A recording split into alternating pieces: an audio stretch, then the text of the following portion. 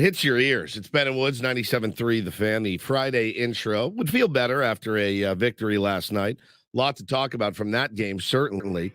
But we've got 4 hours to do it, and we've got one hell of a show planned for you. Great, great guests today. And the thing about these guests is they're funny, they're lighthearted. So if you want to be pissed off and you want to scream at us, or it's our fault, scream at the manager, hold some feet to the fire, be accountable, all that. Listen, I think you give us a shot because I'm pretty fit to be tied this morning about last night's dismal performance at Petco Park. I'm Woodsy. That's Paul Reindl. He's our executive producer. Good morning, Paul. Good morning. You had your hoops last night? I did. Last game? We got one more and then playoffs. How'd you do? What was your stat line? I didn't. You F around track. and get a triple-double? No. Oh, sorry. It was weird. I felt like I'd played better than the last couple of weeks as far as like I was more aggressive towards the hoop and all. Just didn't have the touch. No touch last night. Scored like 4 points. 4 points. Probably should have had 8 or 10. Okay. But, So it's tough. We were up by 20 for most. Oh, you won. Oh yeah. Good. We won. Right. We were What's up the by record? 20. We are 5-3. 5-3 is damn good. Yeah. That's damn We good. got one more game we should win, and that'll put us 6-3, second place heading into playoffs. In the playoffs. Yeah. Love it. Yeah. Love it. Benjamin R. Higgins, your friendly neighborhood sports anchor, our Secretary of Homeland Exploration, joins us this morning as well. Good morning, Benjamin. Good morning. You're fit to be tied. Yeah, fit to be tied. What do you think that means? I mean, I know what it means. I mean, I'm not fit. You're agitated. I think I know. So I'm in a perfect position for you to tie me up because I'm so mad. Is that what it probably what it means? Man, like I'm you're fit so to be tied right now. You're moving around so much that you're just ready that you need someone to tie you up so you can like be still and calm down. You're fit to be tied. I am fit to be tied. Fit to be tied. Yeah, I'm a perfect candidate for you to tie me up and tie me to the chair and not let me tie. I'm mixed. I feel like the Padres missed an opportunity last night. We'll talk about it. But I also feel like a month ago, that game was over in the first inning. All right, that I agree with. There are no moral victories, though. Congratulations. No, but there are hitting. series victories. Yes, we got a series victory. You're absolutely so right. Again, it's part of my mixed feelings about the San Diego Padres. Keep letting these games slip away, and you keep letting these games slip away. Listen, again, it's just that hole.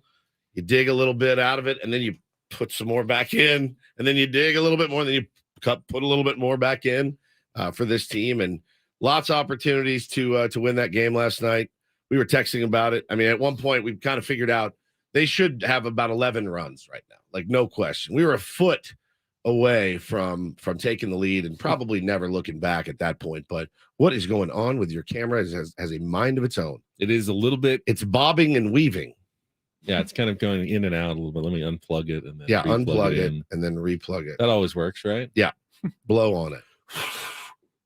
There you go. Now it is working perfectly. No, now it is turned over to me. Right. There we go. You can watch us on YouTube.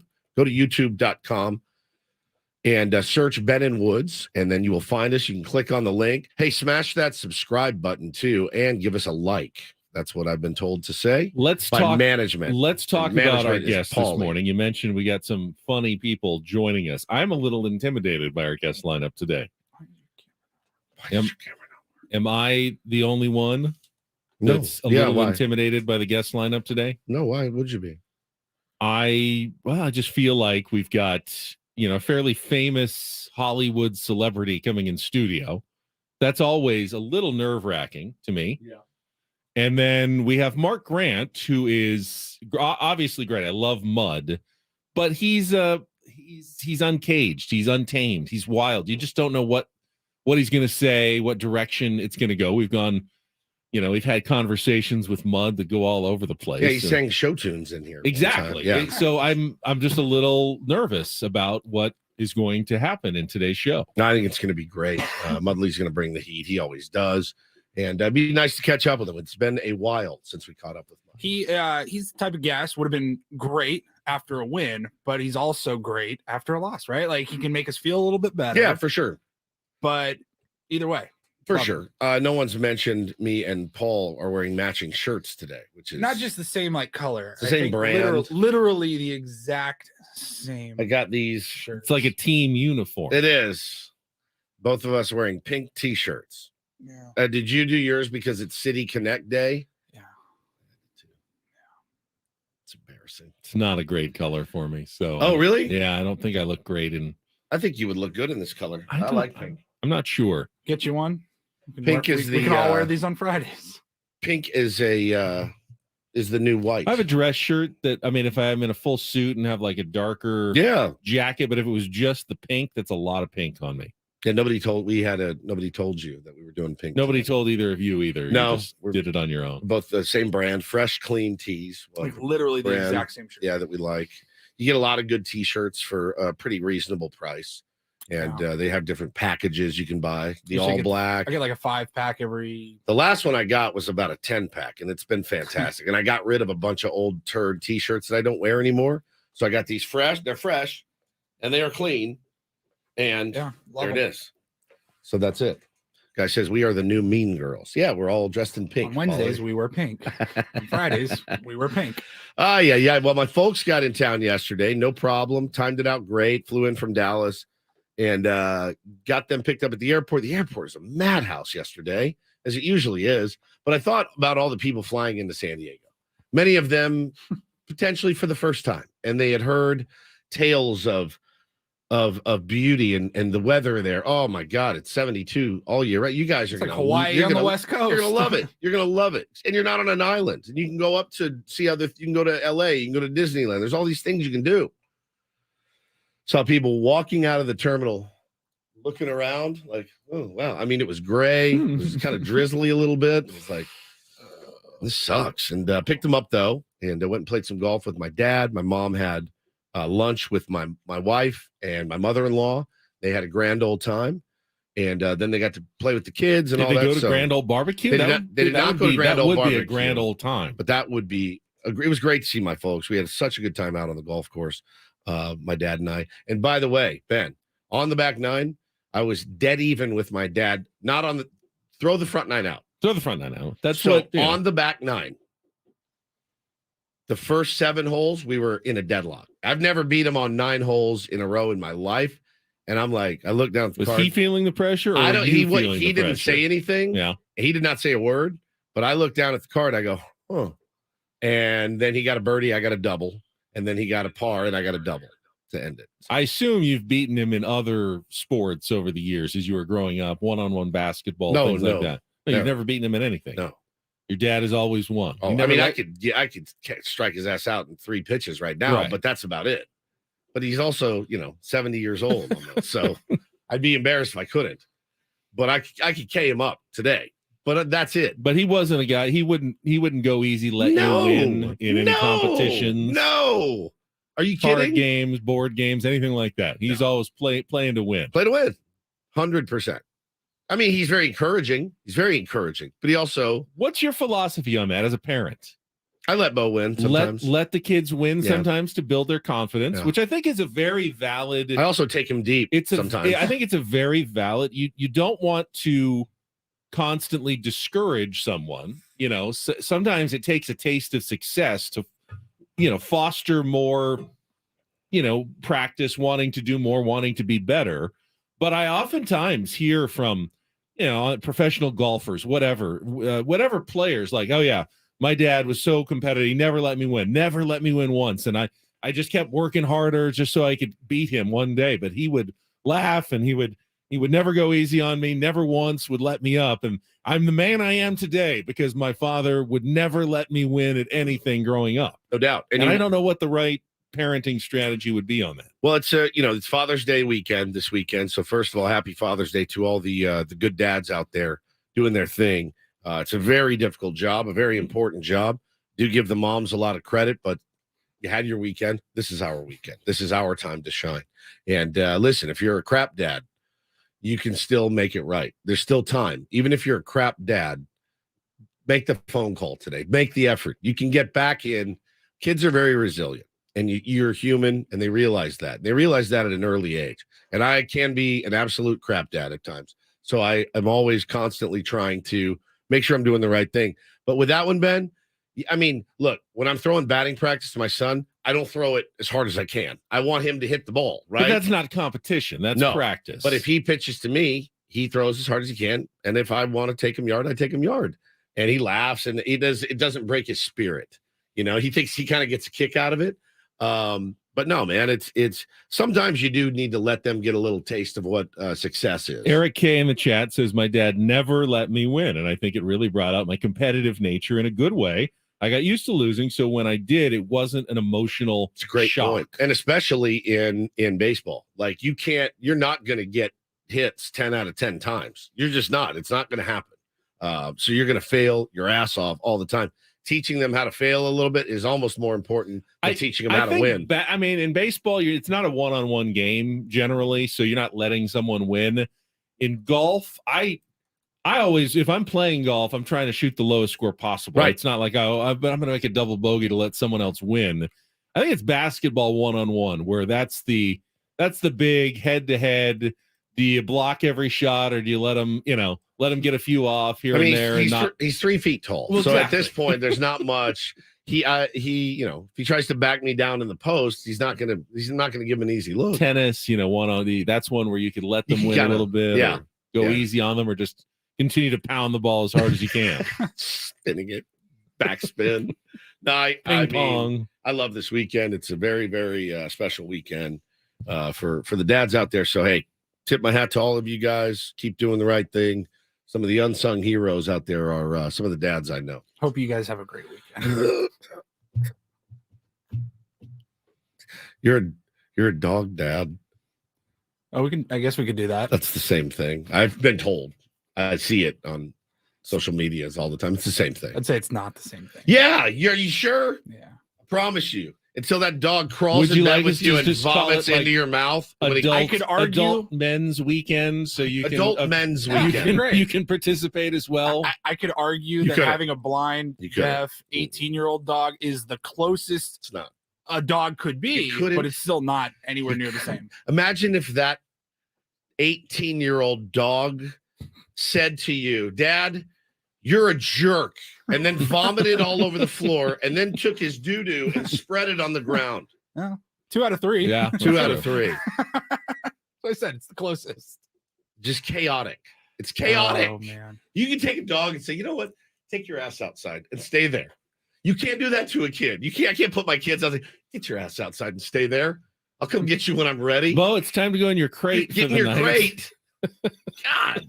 No, I do want to say you guys are both great dads. Thank you, sir. And I hope you have great weekends. My dad's not in my life, and my wife's dad is no longer with us, so it's a tough weekend. I know your wife can relate to that as well. I do think it's important to just say that I do think about all of those people as well. No doubt, man. On this weekend, it's a all you see is advertisements and gift ideas for Father's Day, and I can't relate to her in that sense, but but it's so similar, yeah, similar, but not the same. Right. Man. I mean, it's been an emotional week already. It's going to be an emotional weekend, and so my heart is out for anybody else that's in that boat. She posted something, I think, and she said, yeah, a couple people were like, oh, I'm now in the club over the last 12 months. Yep. And yeah, my heart reaches out. Yeah, it's tough. It's always tough around my house as well. I'm so lucky to have both my parents. They're both in town. I think they're listening right now. So love you guys. Thanks for making the effort to come out here.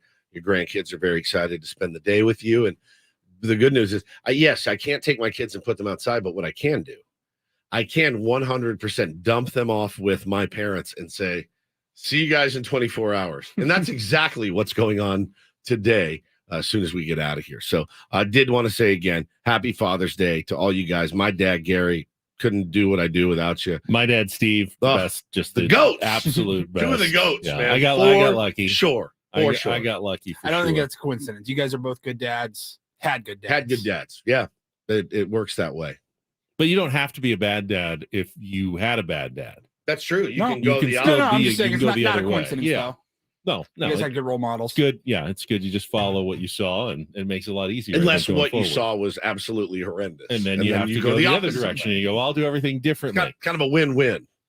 All right, so coming up this morning, we're still talking dads. We're going to be talking the San Diego Padres. Yes, we will talk about the fathers in town. The daddies. And the last night's disappointment, unable to complete a 3-game sweep again. Our Padres wrap-up coming up at the bottom of the hour. And then in our 7 o'clock hour, For the second time in Ben and Wood's history, we are supposed to be joined in studio by actor, comedian, former Saturday Night Live cast member, Jay Mohr, going to be with us in studio now. That had to be like in our first 6 months, yeah, right? it was It was early. early on at the old station. We had him on for like 30, 40 minutes. Now, he's got a show love this him. weekend, correct? Got a few. He got a few shows in San Diego.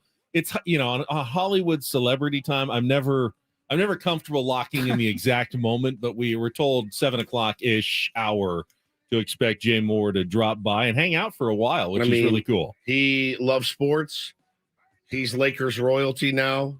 Your Lakers royalty. Are they going to have a Lakers royalty off? I should just see myself out of the convo and let them just I was chop born it up. into the family. He's marrying into the family. Yeah. If you hadn't heard that news. I can't wait to see Jay, man. Jay and so cool. Jeannie, right? Yeah, Jay and Jeannie Together, they're they're an engaged. item. Yep. Yeah, an item. This is An item. 1955 here. Yeah, they go down to the shop and get malteds on the weekend. Maybe they'll go together to the debutante ball. Yes, correct.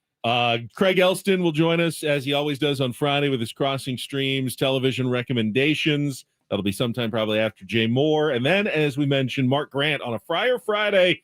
Mudcat will help us wrap up the show at 9:35 this morning. Always a fun morning when Mud joins us. So, yeah, this should be a really good Friday edition of Ben and Woods. Stick around. We will be going until 10 o'clock this morning. Daily Ditty selection coming up next. Woods gets to pick another artist that he has met in person and play some music when we come back here on San Diego's #1 sports station. Let's get our first check with Kelly Danick in traffic this morning on 97.3 The Fan.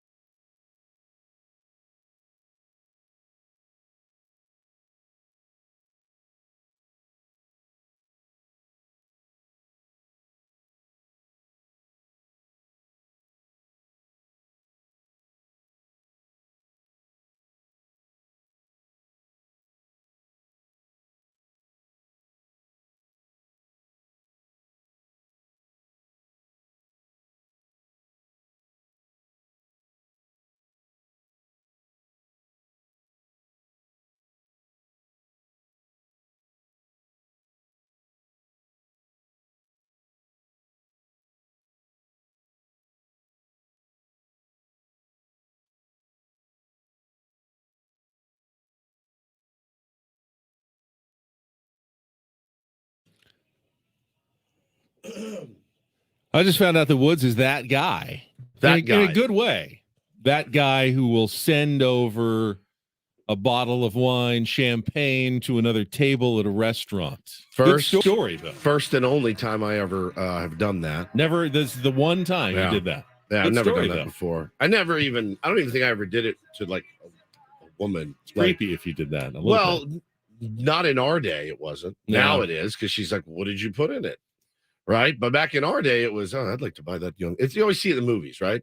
It's not just creepy in that, what did you put in it? It's also somewhat maybe disrespectful and like, well, you think that I can't choose my own, that you have to pick for me and send something over for me. But back in every 80s sitcom, 90s movie, it was, bartender,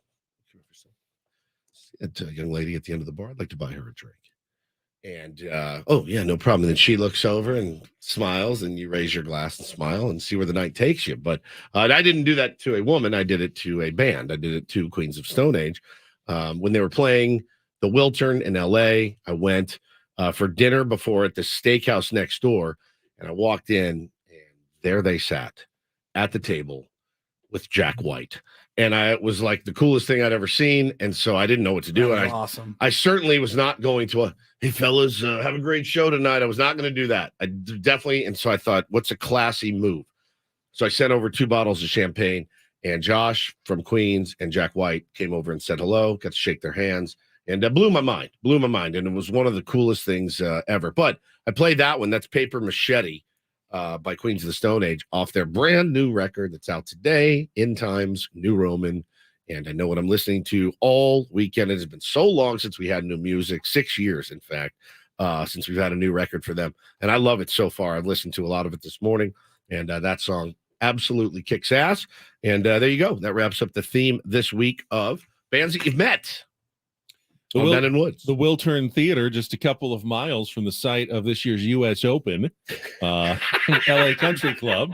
You have an uncanny ability to wedge in golf into anything you talk. Honestly surprising. I mean, I could say like, I was making love with my wife last night, and Ben would say, if we're talking about holes, let's talk about the hole at the number 4 at LACC, because that to me is the best hole on the course. I didn't watch any yesterday. I wanted to. Well, you were playing. I had family and golf, and I was checking my phone to see how it was going. People are mad. People are mad that people are doing good. People are mad that the scores were so low yesterday. It didn't feel like a U.S. Open. You had a pair of 62s, both. I mean, they played the U.S. Open 122 times. This is the 123rd U.S. Open.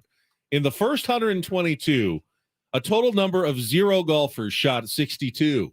Yesterday, in a span of 22 minutes, both Ricky Fowler and Xander Schauffele posted 8 under 62s in the first round at LA Country Club. The course simply was not playing that tough. And, they said it's a difficult course. It's long, deep, rough, but with the June gloom and the soft greens, because it just hasn't been that hot to cook the greens and make them hard and fast, it was just too easy for the golfers to, throw the ball up at the green, spin it back to the hole. There were 2 hole-in-ones yesterday. Lot of shots that were just going in from all over the place. And it's a leaderboard that looks like just kind of a regular old PGA Tour event, with Dustin Johnson at 6 under, a couple shots back. Rory McIlroy is at 5 under. He at least looked like he was playing a U.S. Open on the last hole. Did you see he whiffed one on the last hole? One. You don't see that from a pro golf. He was in the rough by the green and took a swing and missed it. Just went right under the ball, essentially. It may have wiggled like an inch or so, but he didn't go anywhere. Still made a bogey, though. His only bogey of the day. So Rory's in good shape as well. But I mean, it's a good leaderboard. Isn't that what you want? A really good leaderboard, as opposed to just an artificially even high score, 1 over. This is so tough for these guys. Yes, I do want that. But speaking of whiffing, I think our manager whiffed a couple times last night. I know our players whiffed a couple times last night. And I think the San Diego Padres in general whiffed last night in a big way, in a big, big, big way. And now I think we've set ourselves up for a little bit of disappointment here. Well, there's certainly some second guessing that can be done on the decisions from last night's game, both in game and pre-game as well, about deciding who is going to be the starting pitcher and how they went about that game yesterday. So we will break it all down. We've got our Padres wrap-up, Jesse's highlights of what could have been really, Woods, to me, one of the great wins of the season for the San Diego Padres. Exactly what I was going to say, man. I was texting you last night. What did I say? Do you remember? You really want I this said, one. I want this one. And I said, we all do. But I wanted to see that this team could mount a comeback and get it done. And man, did they get close, but we are not playing horseshoes here. We are playing baseball. You had a chance to sweep. First time this season, yes. Third 3-game sweep. Yeah, they've had that 2-game sweep in Mexico City. It is June 16th. We have not swept the Royals. We have not swept the Guardians. We have not swept anything. You had your chance last night, and you blew it. All right, we'll come back with our Padres wrap-up. You want to blew call it! us 833-288-0973. Ben and Woods on San Diego's #1 sports station, 97.3 The Fan.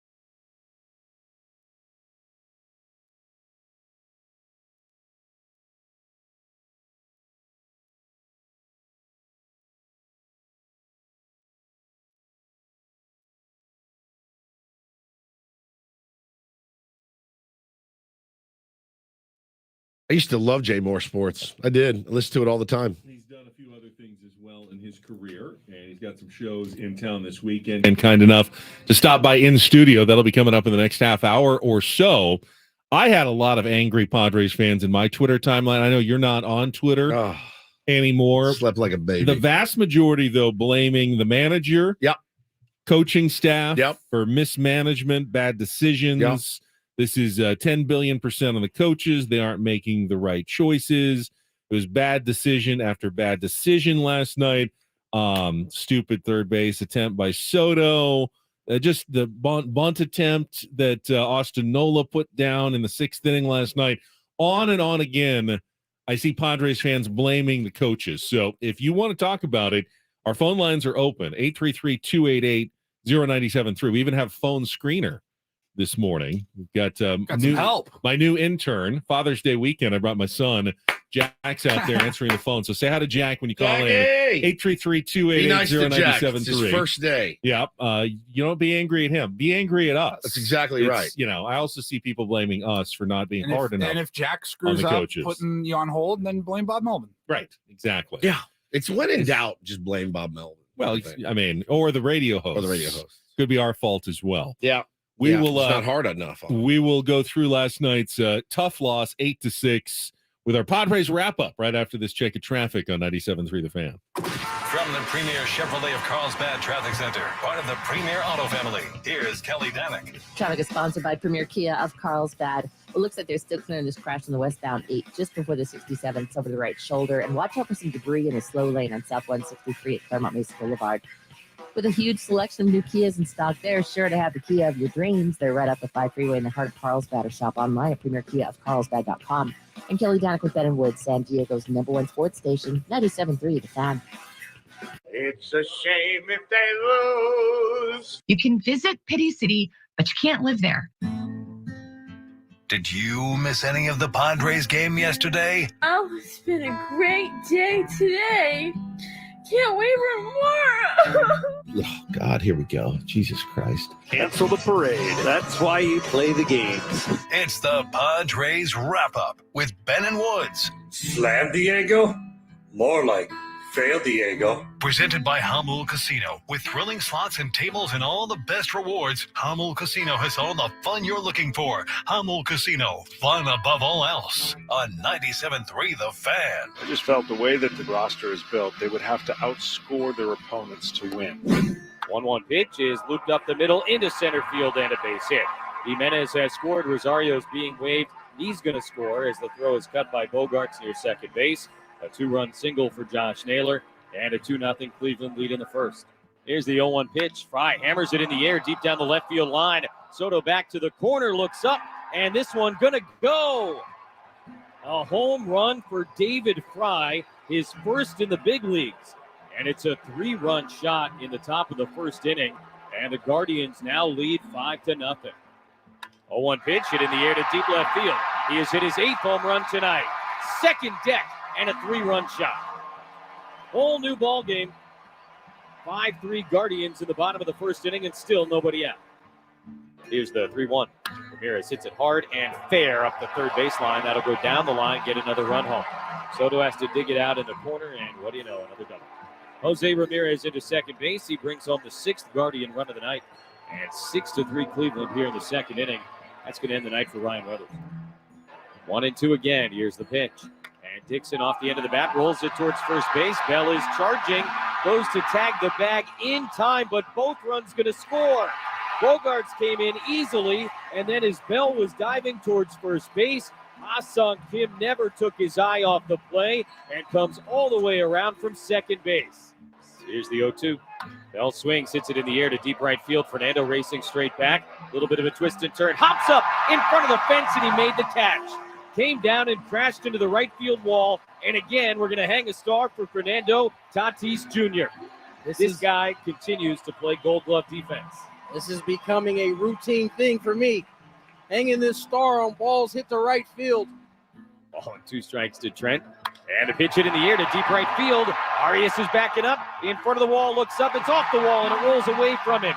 Kim's going to score easily. Cruz on his way to third base. They'll have to hold him there. Grisham into second with an RBI double, and it's a one-run game in the fifth. A one pitch and a ground ball to second base. That should do it. Jimenez down to a knee has got it. Throw to first in time, and the ball game is over. Guardians hold on for an 8-6 win as they avoid the sweep here this afternoon. The Padres take 2 out of 3 from Cleveland, and they will keep on keeping on with the Tampa Bay Rays coming to town for the start of a weekend series tomorrow night. There were some left out there. We also came back with a vengeance, and we're in pretty good position there. Gave up another run in the second, got 2 more. So offensively, we feel really good about what we're doing. There were a lot of guys out there. We scored some, we didn't on some. It probably ended up factoring in, obviously. But our approach, I think, was good today against some pretty good pitchers. That was Bob Melvin answering a question, I believe, by AJ Cassavell about all the close losses the Padres have had lately. In fact, I tweeted, and maybe AJ even saw this one, that in their last 17 games, Woods, decided by 1 or 2 runs. Padres are 2-15 in those 17 games. Those are 17 winnable games that could go either way with 1 hit, 1 more out, 1 more play made essentially in a 1 or a 2-run game like last night. Many chances for the Padres to win that game last night. When Ha-Seong Kim scored from second base and they pulled within 1, I was pretty sure actually at that point they were going to come back and win that game. But they didn't, and they continue to not win these close games. 2-15 in their last 17 games. That is remarkable. You should be lucking into, even a bad team should luck into about 5 wins in those close games. 2-15 in those close games. And a lot of people, when I posted that, and I think understandably so, will point the finger at the manager and the coaching staff, that when you lose close games, those are the ones that sometimes that one decision by a manager, that the bit of coaching can make a difference. And I don't think fans are wrong in that case either. I thought, listen, I love Bob Melvin, but I thought, last night was not his best effort.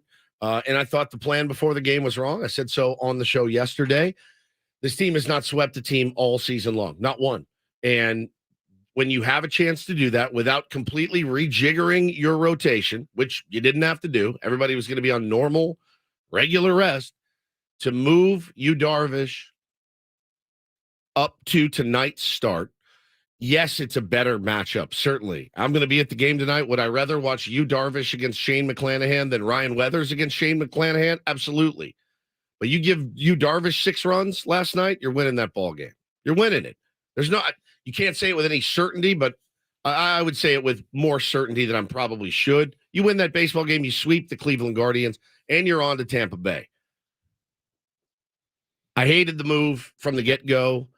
You know what they did? You know what the Padres did, and everyone that made this decision? They split 10s. They got 2 kings dealt to them, and the dealer was holding a 6.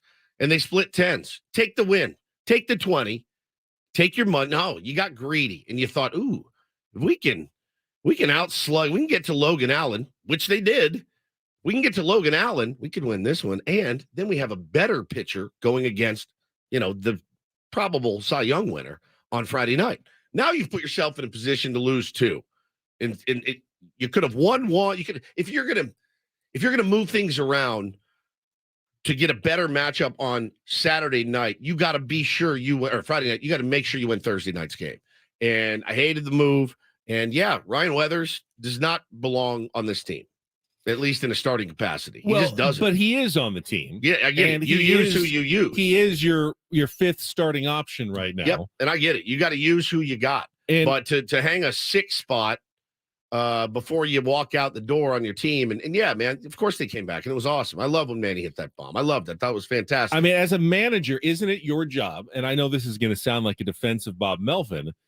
Isn't it your job to try to put your players in the best position for success possible? Yes. When you look at Ryan Weathers and you go, all right, Cleveland's a pretty light hitting squad. They don't have much power. Do I want to throw this guy against the Cleveland Guardians, or do I want to save him for the team that just won their 50th game in 72 tries, that has been pretty much consistently hitting all season long. I know I'm putting Ryan Weathers in a failure spot if I start him against the Rays on Friday night. But the I don't Rays have just else. lost twice to the A's, so it's not like the Rays are coming in smoking hot either, and they barely won again last night. So again, the Rays are fallible, just like every team is fallible. But take the sweep. You split 10s. Dealer showing 6. They deal you a 20, and you go, "Watch this. Hey buddies, I'm gonna split these." And he throws you a 2, throws you a 4, and you're like, "Oh my God, I just gave up a 20 and it doubled my money." And now we run the risk of not winning anything at this point. So it's a bummer. It's a bummer. You know what's not a bummer though? The guy that just walked in, he's sitting to my right. So happy to see you again, my friend. The great Jay Mohr is on the program. Turn him off. Hollywood celebrities, always known for being remarkably on time and early to things. How about the big game? The big game. How about the big game, guys? Huh? How about the big game? You're no stranger to this. You've done this job before. You know what we're doing here, Jay. Oh yeah, you were great. You were great at this job, by the way. Yeah, Thank you were. I just didn't have the stamina. I learned that radio is for radio guys. It is. I lasted 3 years and I went, I can't talk about the Cowboys anymore. Were you were like midday, right? No, I was 9 to noon. 9 to noon. And then they moved me to noon to 3 and then took me off the air in LA. I was like, what am I doing here? This is crazy. It's kind of hard because you do stand up, you get up there and you talk for 30 minutes, maybe even 45, maybe even an hour. Oh, he does a seat. You do an longer hour set than that. Man. But doing an hour and a half. Wow. You can't. No, I do about. But then you come in and you got 3 hours and you got to do all the reads and you got to do everything else. You got to make sure you stay on topic. That was the easy part. The part for me that I hated was the interviews because I didn't care about 80% of the people I interviewed. I can relate. This guy very much. Coming up, NASCAR driver. Who gives them? Hey, so when you drove the car fast, what's that like? How's that cool? Yeah, you ever fart in the car?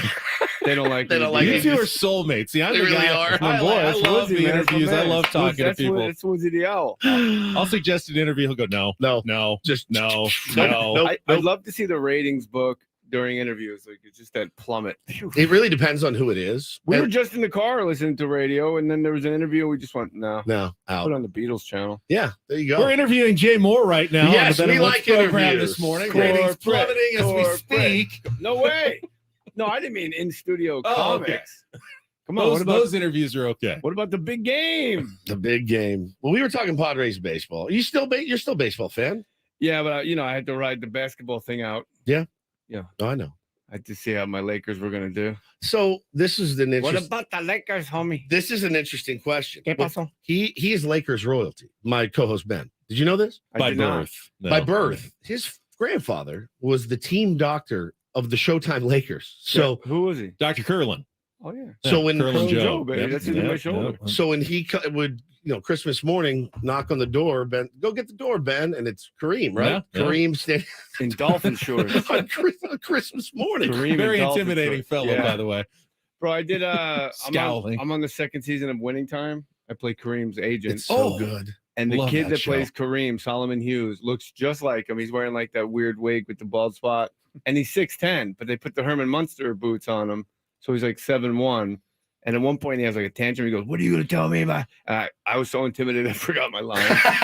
Which player's son actually plays him? Is it Norm Nixon's son? Which one? There's one of the kids is actually the kids of one of the Showtime Laker guys. Smush Parker. But it's I brought you a special water, a Yeah, it's a fancy big water. one though. All right. I'll take it with me, maybe. I thought you're Hollywood. I went Fiji. I got the expensive stuff. I'm from New Jersey. That's fair. I should have gotten you the Hollywood, the bottled water. I'm a tap water guy. So Water. first of all, water. First of all, it's great to see you again. It's been Thanks, too buddy. long. We are at a Thanks. new station I'm now. looking at my new hair on the monitor. I'm pretty impressed. New hair, new teeth. Dude, the last time we saw you, it was awesome. It was great to see you again, but your life has changed dramatically since you were here. It's got to be 3 or 4 years ago. First of all, hot mess. clean and sober now. Yeah, I was pretty high last time. I think so. I looked at our old text thread. It's just me like throwing thousands of YouTube videos at At you. me, the Stones. Like, check this out. Now watch this. Now watch this. Yeah, but I'm not high. I'm not on speed. At like 3 a.m. too. Yo, check this out. Read the comments. I would get it driving to work, and I'm like, I was Joe up. J's still up. He must be on the East Coast. Bro, I was coaching wrestling on speed. I was so skinny, my nipples were longer. I had those tater tots, man. I couldn't go through West Hollywood without bumpers and a mouthpiece. Well, this is not meant to sound condescending, but I'm very proud of you and happy Why for would you. that be condescending? I don't know. That's I don't know. It sounds condescending. How are a you little bit. raised that a compliment is condescending? Yeah. I don't want it to sound like an insult, but I'm proud of you. It's awesome, though. It's awesome it's to the see. best. It's awesome to see. I love it. And If I could just, why are you sitting on that ball? It's pretty oh funny. yeah. Well, he's got a ball actually in his rectum. in That was pretty bizarre. I looked down. I'm like, is he giving He actually birth? pulled it out. I was squeezing it, and then I just tucked it right That's what here. I do. I do the tuck. Yeah. I tuck things a lot. When I was on speed, I used to tuck it all the time. You have no choice. I've got a secret. Ain't nothing gonna break my stride. Jay Mohr is in studio with us. If you couldn't tell this morning here on Ben and Woods, but no, it's amazing. How long now? 2 years. I got an app. You got it. Okay, good. I'm gonna guess. I think you're gonna break out your coin. I'm gonna guess 825 days. That's pretty incredible. 826. Because it was pretty dire for a I while. had an intervention, dude. It's an occupational hazard, though, for what you do, right? A little bit. I was born this way. It was a full-time job. That's all I thought about, doing that pill math all the time. I love that Adderall, man. Woof. I was a life coach. I was so high, I was a life coach. I was good at it. Coaching people's lives. Oh yeah, I was like, this is what you got to do. While your life is out of control. Oh, it was the best. I was at my own intervention. That's like the worst surprise party ever. It's got to be. You walk in, everybody you love is in one room. You're like, hey, oh no! They're like, no. Aunt Rose, how could you? Aunt Rose. Wait, it's not my birth. Oh no! This is what this is? No, it's such a. I mean, look, anytime anybody can get through that and just get out I of was that out of mess. options. If I had any other options, I probably would have taken them. You got to tell a drug addict a lie to get us to our intervention. Yeah. What was the lie they told you? I was told that The Stones are here. close. At 8 for my podcast at the time. I was told at 8:00 the next morning I was going to interview Wu-Tang Clan. Oh my God! No way. That'll get you in the door. So I stayed up all night coming up with like Wu-Tang Clan interviews. And then I walked in. I thought, think about how high you got to be. I thought Wu-Tang Clan was coming to my house at 8:00 in the morning. I don't know if you listen to Wu-Tang Clan, but they're not morning people. No. I don't think RZA's coming from an operations seminar at 6 a.m. on Zoom. Like, yo, I got to get to that podcast, son. But my buddy, Skylar Stone, a comedian, he was actually emailing me as RZA. And he did a good job. He came up with like a fake email address, Oh my like God. Shaolin Sun 310.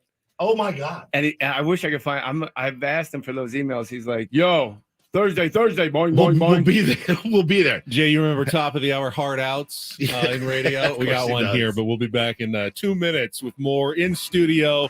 Jay Mohr tells us about why he's in town and all that good stuff coming up. Hour number 2 of Ben and Woods next on San Diego's #1 sports station, 97.3 The Fan.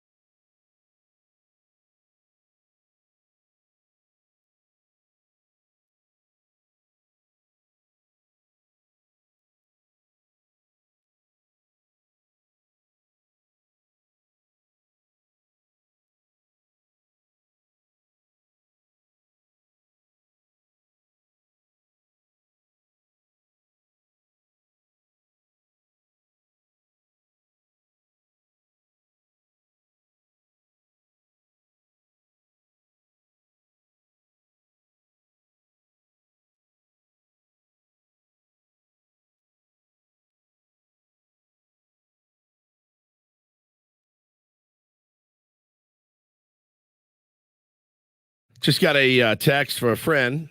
It says, can you please extend a heartfelt thank you to Jay Mohr for me? That man's podcast from 2012 to 2015 single-handedly saved me from a deep depression following my then-wife's affair and following divorce. Seriously life-changing. That's from our pal Alex. So thank you. Wait till they find out I was the guy fooling around with his wife. Sorry, Alex. Sorry about it, you know, Alex. but you know why. Alex, my man. Thank you, brother. Thank you, brother. It's good. It's good to have Jay Mohr back in studio. Hey, come down to the Comedy Store. Yeah, Comedy Store. We want to get these. How many shows are you doing a night? What are we doing here? 2 tonight, 2 tomorrow, 1 Sunday. Okay, 2 tonight. Comedy Store La Jolla. One of the most fun, I love it. beautiful rooms. I love it. I made my stand-up debut. Yeah, there. he went on that stage. He And I was almost nervous. soiled This myself. guy doesn't get that nervous. He was more nervous Like than this. I've ever seen him. Shaking. I've done everything. Soiled. I did. I almost soiled my pants. You don't hear soiled enough. It was so scary. It's so scary. How about when you walk through a hospital and there's that like one big like bin that just says soiled, Soiled linens. linens. Like, ugh. Somebody's job is to collect all those bacon strips and throw them into one bin. Those were my linens. After doing stand-up at the Comedy Store with Mike Venn, who's over there as What well. are you nervous about? Weren't you prepared? Yeah, I was Who prepared. cares? But I had to remember what I had prepared. Yeah, it is like hyperspace. And you get up there and everything just shuts down. It's like studying for a test, Kind sort of, of like kind in of. school. You got to cram and Bring look at cheat your sheet up. notes. Yeah, I brought my notes up there. You and- still doing it anymore? No, Thank with God. the kids and stuff. Yeah, there's just no way. It's not. You can't do mornings and do stand up. They don't do I stand up do. comedy at 6 a.m. What am I doing here then? Yeah, but you're down to work right now. You're having fun. This is work. That's true. Yeah, that's true. I'd rather be watching To Catch a Smuggler. Actually, that's not true. I'm having a good time. Well, it's good to have you in again, man. And yeah, go out and see Jay Mohr. Tickets online, Mikey. Yeah, tickets online. Comedy Store. I just want to get. How do I get my name? ComedyStoreLaJolla.com. How do I get my name on the side of the building? What the hell? We got to get somebody to paint it on it. You go to Michael's, you buy the letters, and you And bring them do it yourself. Puff paint. Stencil. Puff paint. I mean, people are tweeting in, they're texting right now. And first of all, I wanted to ask you though about your sobriety. When you got sober, was there any panic about getting back on stage? Did you think like I'm more funny because I'm effed up all the time? I was. The panic was like, how am I going to live without drugs? Yeah. And that's weird. I was at the turning point. Like, how am I going to live? I remember being in detox and like crying like a baby. I thought I was like a high bottom drunk, you know. I was like, well, I got a job, I got a car, I got a life. And then I remember when you're in rehab, they give you like these big water bottles with like the name of the rehab on them so they can spot you guys all like out on the beach if you wander. And I remember they changed when you're standing in line for meds. That's like, oh, this is what my life's come to. But I remember once I was having a tantrum in rehab and I was crying. I went back to my room and I was crying and I had that big water bottle. I'm laying on my back in my little twin bed. Well, it's not fair. And I'm sucking on that water bottle and I had a shaved head. And I looked over to my right and in the closet mirror, I could see myself. I looked just like a fat baby, just sucking on a bottle. Wah! And I was like, you know what? This is a low bottom. I'm lower than I thought. I was just sitting there like, well, it's not fair. It's not fair. Wow, I didn't get my ice cream sandwich. Drug addicts will complain about anything. We had a chef at rehab, and this guy made us breakfast, lunch, and dinner, and we still mother effed him to his face. Like, I don't think when this guy graduated like culinary school, he's like, could I cook? Maybe I'd cook for meth head. A bunch of heroin junkies. Yeah, I don't need a nice restaurant. How many Michelin stars? Yeah. 3 Michelins. Yeah. And I remember once he made quiche for us, and I was in there with all gangbangers. It was like a men's Christian rehab. It was just all vatos and me. And this one gangbanger took a bite of quiche and threw it in the trash in front of him and goes, "This is more like a frittata, man. This is more like a frittata." It's like, wow. Talk about a low bottom for that chef. A month ago, you were wiping your ass behind Burger King with your socks. Now you're an Iron Chef. Do the guys that jumped you into the gang know you have such a sensitive palate? Yeah. Pastry crust is a tough thing to get right, Jay. This Come is on. more like a frittata. I remember we had phone privileges for like 20 minutes on Thursday nights, and all the guys, the Mexican guys would like run through their cell phones and just start yelling in Spanish, but to be one English word in it, and it confuses you. You ever hear like, lens crafters. You're like, wow, that guy needs some new frames. Desperately. John Wayne Airport. Desperately. Ben, I can't even say Ben and Woods. I 2 hours of sleep. I saw Jay for the first time. It's been so long, but it was back in Dallas, Texas, when I lived there, and That's where we met. yeah, in Dallas. And I told the story. I tell the story all the time, and I still do the impression. Your time on the movie Suicide Kings, and if you haven't seen that movie yet, you're missing out on just a banger of a film with a great cast. A banger. But on that cast was Christopher Walken. A banger, as the kids would say. What's up with your Padres? It's crazy. Starting pitching, you need that bridge to the bullpen. Close out the show. Don't get me started on Manny Machado. That's all I got. It's well enough. Clearly, you've run into Christopher Walken at some point. Oh yeah, he worked with him on that movie. Yeah, but what was his reaction to your reaction? Of him? He thought I was making fun of him. He got really uncomfortable. He goes, "Whoa, you got to stop it!" Making fun of me, walking around. He had this one speech that I was obsessed with. He goes, "It's lucky for you. I know who I know, and I do what I do. Otherwise, your princess would be chopped minced meat by now." And I was just walking around and do what I do. And he goes, "Whoa, you got to stop it."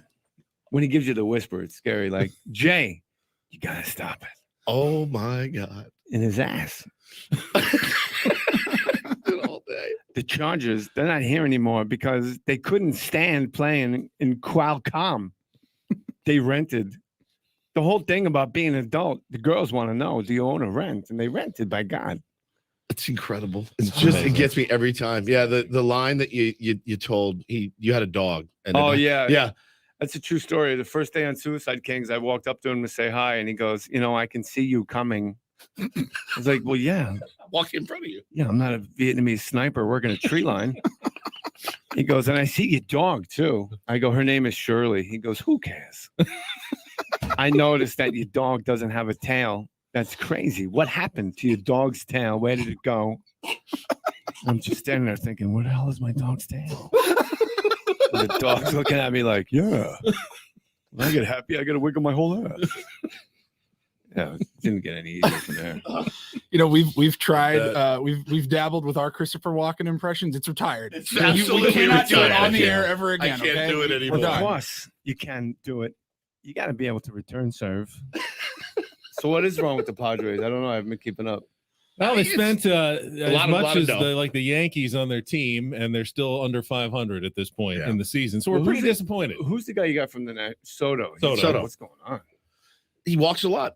Walked 4 times yesterday. I mean, he's on base. It's the golden sombrero base on balls. Are you a Met guy or a Yankee guy? I always forget. I don't really care. You don't care anymore?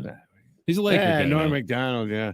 People ask me all the time, They're like, "Hey, are you a Yankees guy or a Mets guy?" And I tell them right to their face, I don't care.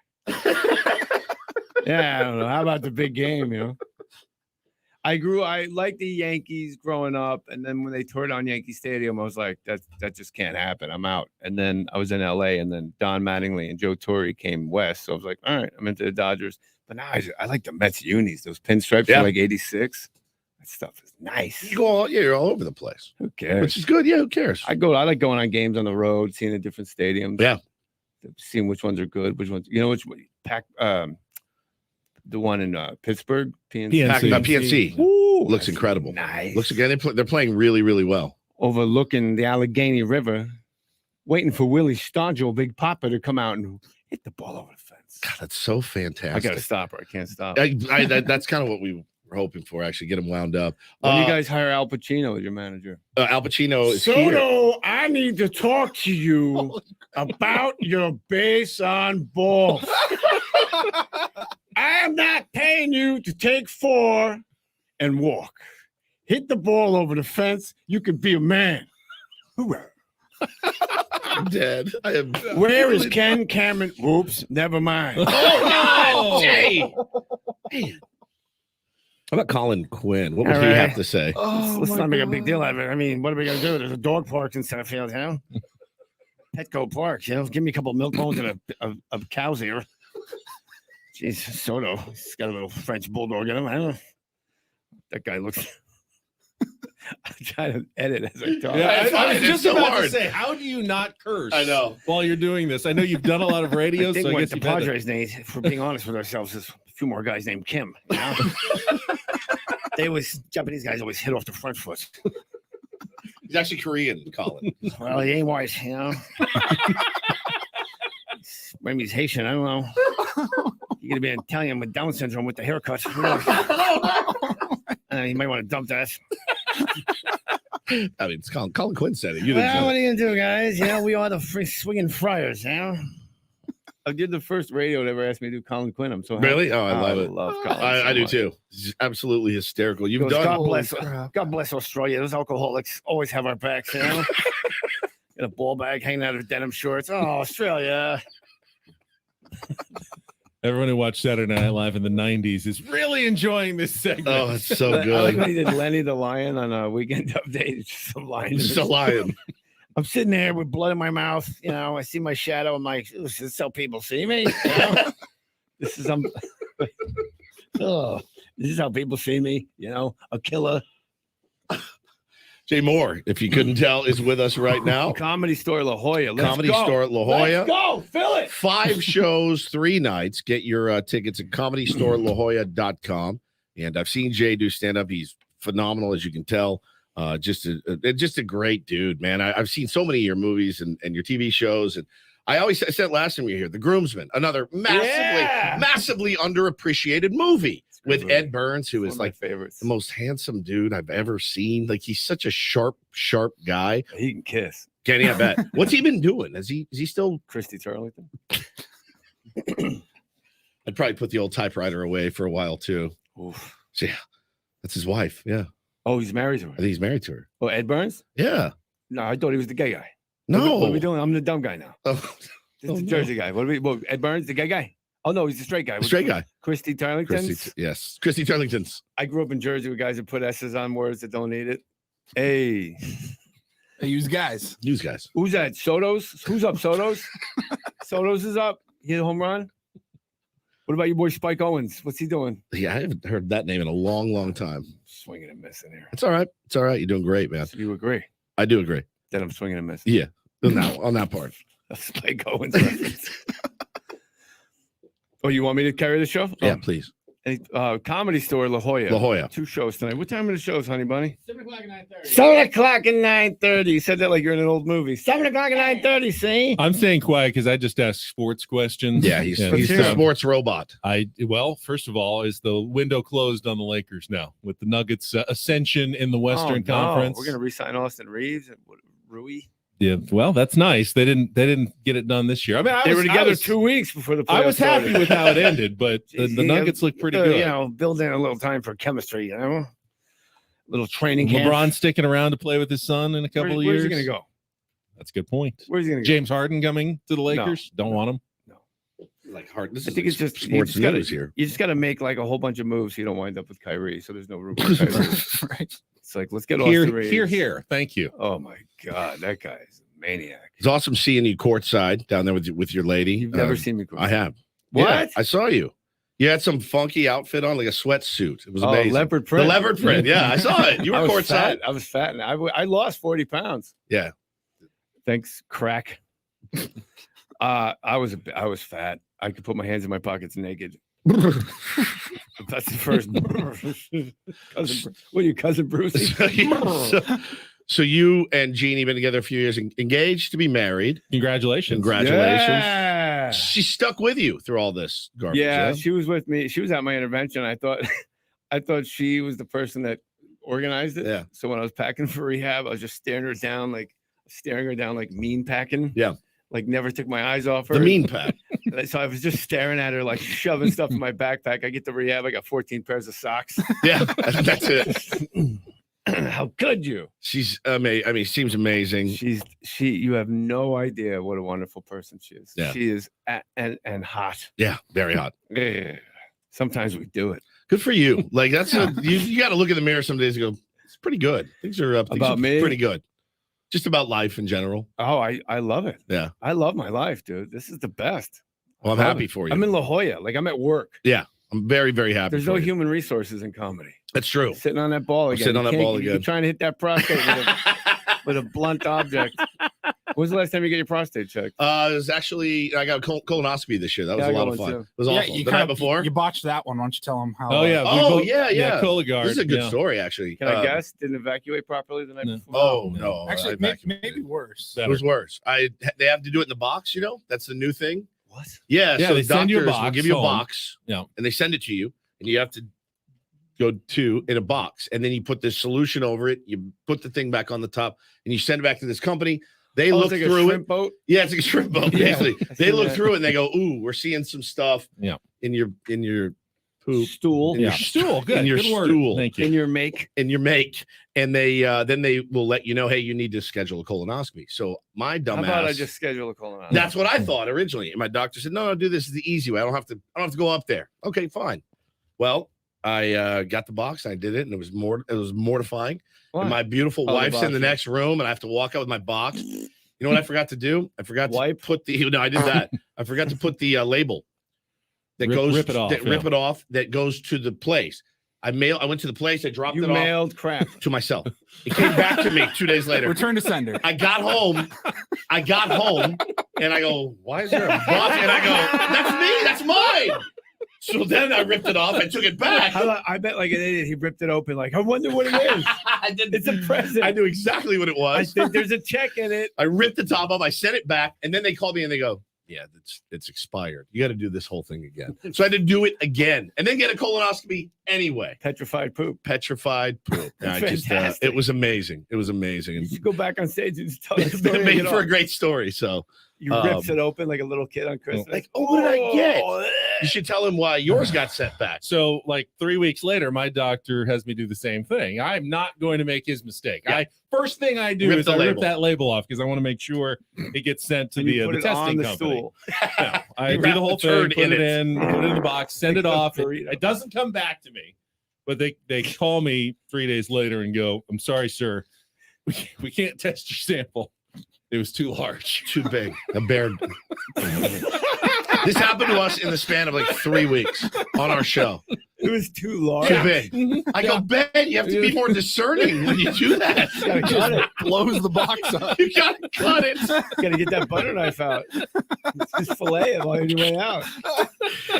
Like you're making strudel. You think getting an exam is mortifying? Do that or do this. It makes the process 1,000 times worse. When I got my prostate exam, I was like, "This is the worst." And the doctor goes, "Yeah, this isn't the best part of my day." No, it's But not. then he goes, "Now bring your knees up to your chest." I'm like, "You're pushing it." It's like I got to do a cannonball now. Onto his finger. Yeah, turn myself. Prostate exam is 90%, 10%. Ooh. Your whole brain goes, no. No. But in the back of your mind, you hear, "Get down on it, get down on it." Just fantastic. Play the fart noise again. Maybe. I'm a Fantastic. child. Oh, which one? Yeah, he's got it. And of course, Yeah, that's, you know what? That's gonna itch when it dries. I enjoyed this. Comedy I enjoyed Store this. La Jolla, 2 shows tonight. oh, One of you guys, look, I don't care about your job or your kids. Come on, come to the show. Come on, people, rally. Come see your boy Jay Moores. Jay Moore at the comedy stores. Jay Moores. That's what Tracy Morgan always called me. Yeah, Jay Moores. You're my biological father. I'm not gonna mess with you, Jay Moores. You legendary. Yeah. I got pregnant at Randy's Donuts. I blow the hole in the macaroni. Oh, dude. My favorite. My Yeah, absolute Randy's down the favorite. street now. They're expanding. Yeah, we passed. yeah. Yeah, Randy's Donuts got me pregnant. I made love to a donut hole. Oh, Yeah. man. I enjoyed that very Jay, much. thanks so Jay. much for Thanks, coming by. boys. Good So luck much, with the man. show tonight. And, It's good to see you again. Give Looking Woodsy, good. give Woodsy a raise. He's the one that hooked this all Yeah, up. thank Yeah. you very much. Thank you, Woodsy. Appreciate it. I was very nervous when you wrote me back. I was very excited, and I'm glad that you're That here. was, glad you're alive. That was amazing. That was amazing. All right, we'll come back. I think we were talking about how mad we were at Bob Melvin before Jay arrived, so we can pick up that conversation.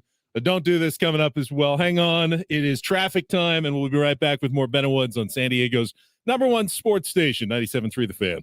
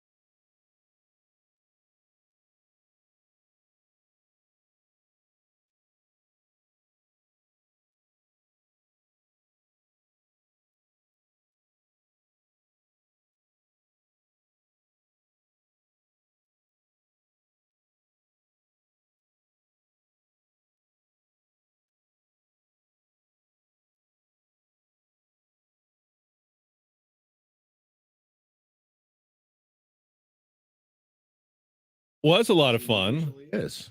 I saw in the chat someone said Ben looks very tense right now. Yeah, you did. You did. My wife said, "Relax your shoulders, Ben." Very. He's just. Gotta talk about the U.S. Open. I gotta talk about I've the got U.S. to Open. talk U.S. Open. US Open. about so and so's change in equipment.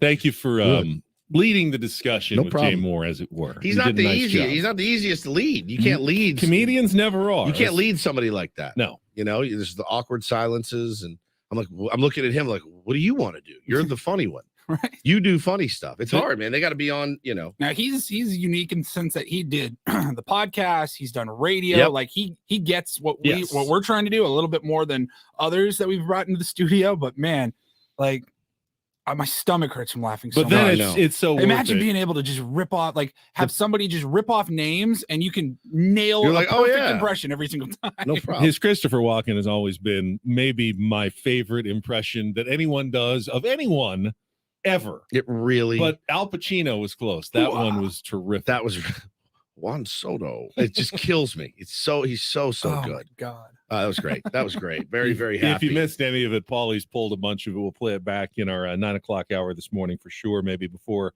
Mudcat comes in. We got Craig Elsten in a few minutes. We were talking about the Padres game last night. We really didn't get into the nuts and bolts of the loss. It goes on Ryan Weathers, of course, for giving up 6 runs, 5 in the first inning. You're going to lose 98% of games when your starting pitcher is knocked out that early. The rest of the game was actually a good performance by the San Diego Padres. Bullpen gave up 2 runs in 7 1/3 innings. You got a home run from Manny. You put runners on base, all the time. You had a lot of opportunities. Again, you couldn't come up with the one last big hit you needed to take the lead. But other than that, the other 25 guys on the roster not named Ryan Weathers put together a pretty good game last night. Is that a fair assessment? I mean, it's how you assess good. I don't think you looking at missed opportunities is a good thing. There were a lot of opportunities. Yes, you put yourself in those positions. Well, I mean, every team misses opportunities during a game. If your starting pitcher didn't give up 6 and you're up, 6-2. Yeah, all right. We scored 1. We left a couple of guys on. That's a rally. That's I mean, eventually an inning ends, and usually they don't end with a 3-run homer every single time. And you're going to leave guys on base when you have a productive offense. This is not a defensive Bob Melvin. This is not, because I'm mad at Bob Melvin. I said it. I'm holding him accountable.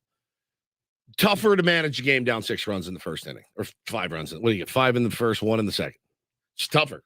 Everything's tougher. But 3 batters in, you're only down 2. Yeah, you're down. And so you're down that's 2. Yeah, that's a normal game again. Right. You're down 2. You're up 2. Those happen all the time. The problem, in my opinion, lies kind of in where the roster and how the roster is constructed right now, and how the bullpen is constructed. And it's always that tough thing for a manager. Hey, we're down 5-0. It felt like a death knell.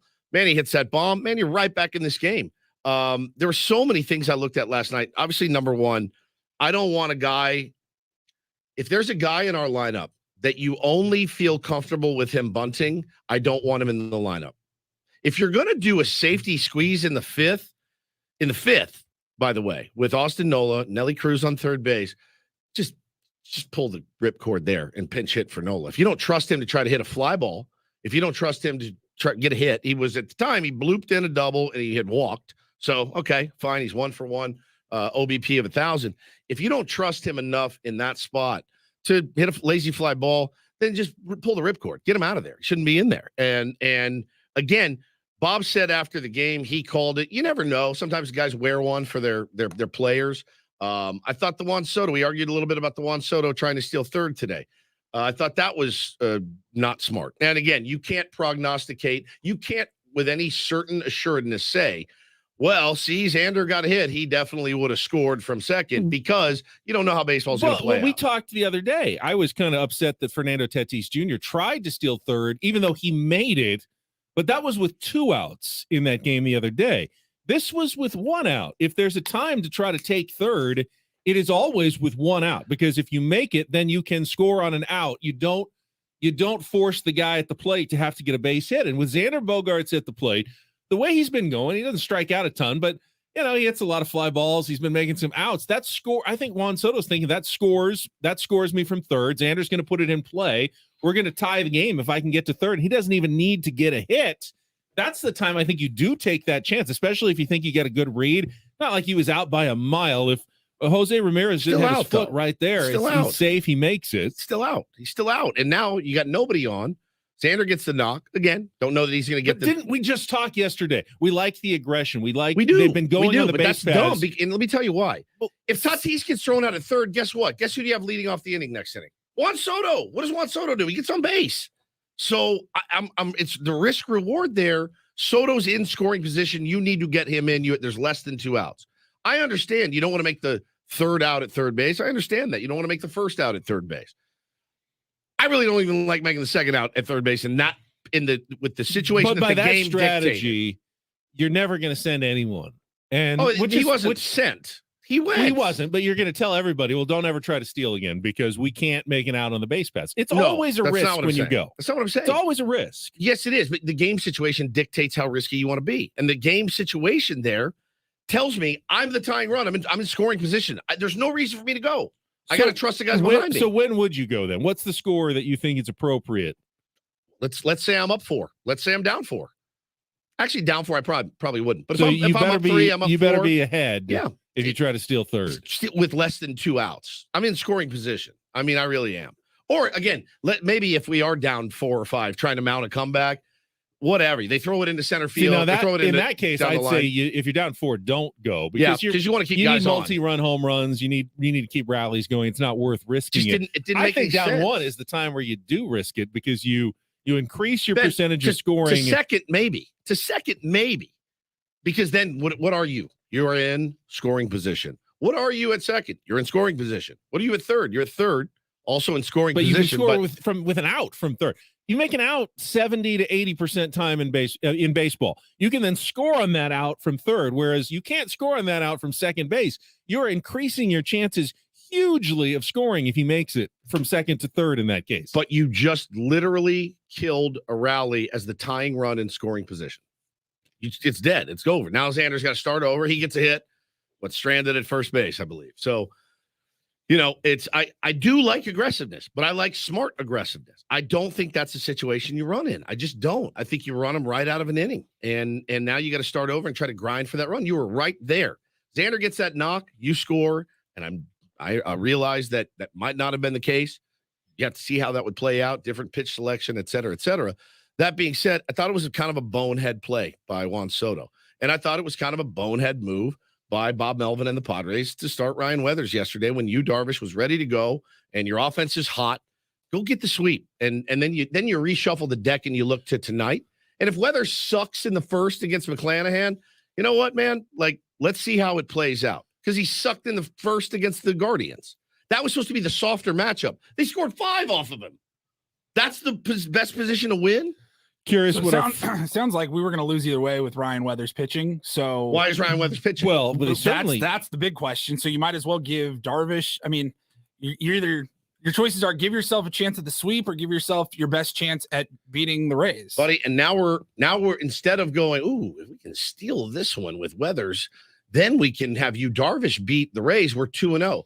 Now we have a better chance of going 0-2 than we do 1-1. I mean, either way, it's a bullpen day with Weathers on the mound these days. So now, are you better served having a bullpen day on a Thursday or burning your bullpen Friday night and being screwed for the whole weekend? Against a bigger series, one that you haven't won yet. You've already won this one. Yeah. You won the series, but I think you can argue. You can really argue both. You can. But I think for a team that hasn't swept one single team this year, just keep the good vibes going and get that win last night. Curious what our friend Craig Elsten has to say. Always level-headed, but doesn't pull his punches when it comes to the Padres. We'll talk to him next. Get a Crossing Streams recommendation on a Friday. You could have pinch run Nelly too. You could have done a lot of different things there. You had a bench. Now that I would have considered as well. You could have put Odor there, and Odor probably scores on that bunt. And if you're Austin Nola, you got to push that bunt up the line. He also might have scored from first on Trent Grisham's double right before that. 100%. So maybe you pinch run him when he's all the way at first. Yeah. We'll talk to Craig coming up next on San Diego's #1 sports station. It's Ben and Woods on 97.3 The Fan.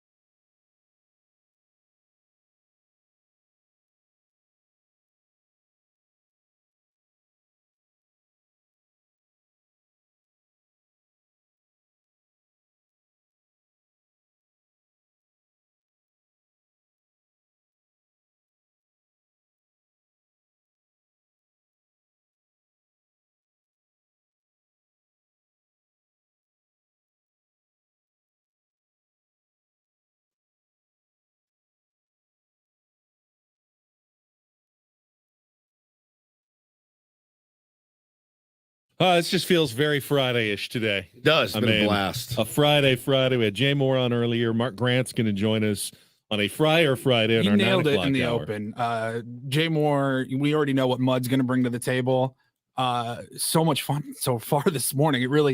It helps a little bit. It does. Last night's game. You have it's a little bit of spiritual mouthwash provided by our guest today. Craig will bring the heat. Craig may be that flavor of Listerine. You know which one I'm talking about, not the cool mint one.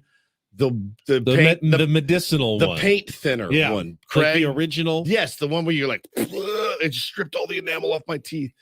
That one where you're like, Mom, I can't do this. Can you cut it with water? That's the You're just Listerine. Like, why can't we just get is. Scope? It's so much better. Why do we have to have work the as Listerine? good, darling? It doesn't work as good. We'll talk to Craig right after this check of traffic on 97.3 The Fan.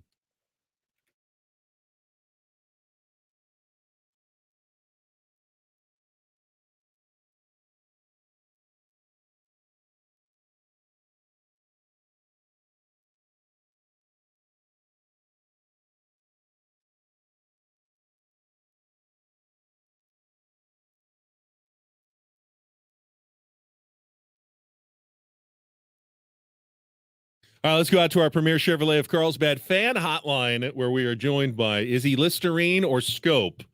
Craig Elsten from the Crossing Streams podcast with us here on 97.3 The Fan. Good morning, Craig. Hey, buddy. He's not. He's neither. His audio is muted at the moment, but I see him. He's smiling. Talking, he looks good. He looks great. good. He's tan. He looks minty, fresh. So I guess Scope this morning. Let's try this again. All right. Round 2. Here's Craig Elsten. No, never mind. Any audio feed. All right, no audio feed coming in from Craig. All right, well let's work it. Maybe we'll reverse engineer Craig's appearance on our show today, because he's going to give us a good Crossing Streams recommendation. Yes, he's talking, he's chatting, he's talking, he's looking, see if he can activate his microphone, something like that going on right now. No, you're still not there. Hi, Craig. Welcome. That's not good. All right. Well, this is definitely Friday. 833-288. Okay, I just switched to these. What do you think? That's fine. Yeah, that works for us. Hi, Craig. Never mind the microphone. Here come the Sex Pistols. What's happening? Never mind the bullets. I love it. How you doing, buddy? Oh, I'm good. I want to know why my mic doesn't work, but I guess I'll figure that out at like 8. All right, hold up one of those fingers of yours, and then I want you to point it in the direction of who gets the blame, Craig, for last night's pretty gutting loss. You blame yourself. Yeah, we blame ourselves too. We had Bob Melvin on last week, and we didn't hammer him with hard enough questions. It's on us. We'll wear it. Where's Ryan Weathers sitting? Oh, yeah. Which direction is El Paso? I believe he's on a plane, if I'm not mistaken. Yeah, like, is he at if he's at the Southwest Terminal right now, let's at Lindbergh Field, let's point over there. We all agree, though, right? The most bitter part of all of this is because of the tweets, right? Like, that's why I'm most bitter about the Ryan Weathers experience, is because of the tweets that his parents and his sister and his dad says, his mom and dad sent. That's why I'm most bitter. I'll be completely transparent. Like, I don't see Drew Pomerantz's mom, tweeting, and I don't see other people, Austin Nola's mom tweeting about his struggles. It's just like, hey, bro, like, let's assess some blame where blame is due. And, I that's kind of why I'm bitter about it. We also see Fernando Tatis Jr.'s mom Instagramming. Yes. Maybe slightly different. Good reason to stay off Twitter, because then that won't get in, inside your bowl to get mixed in there.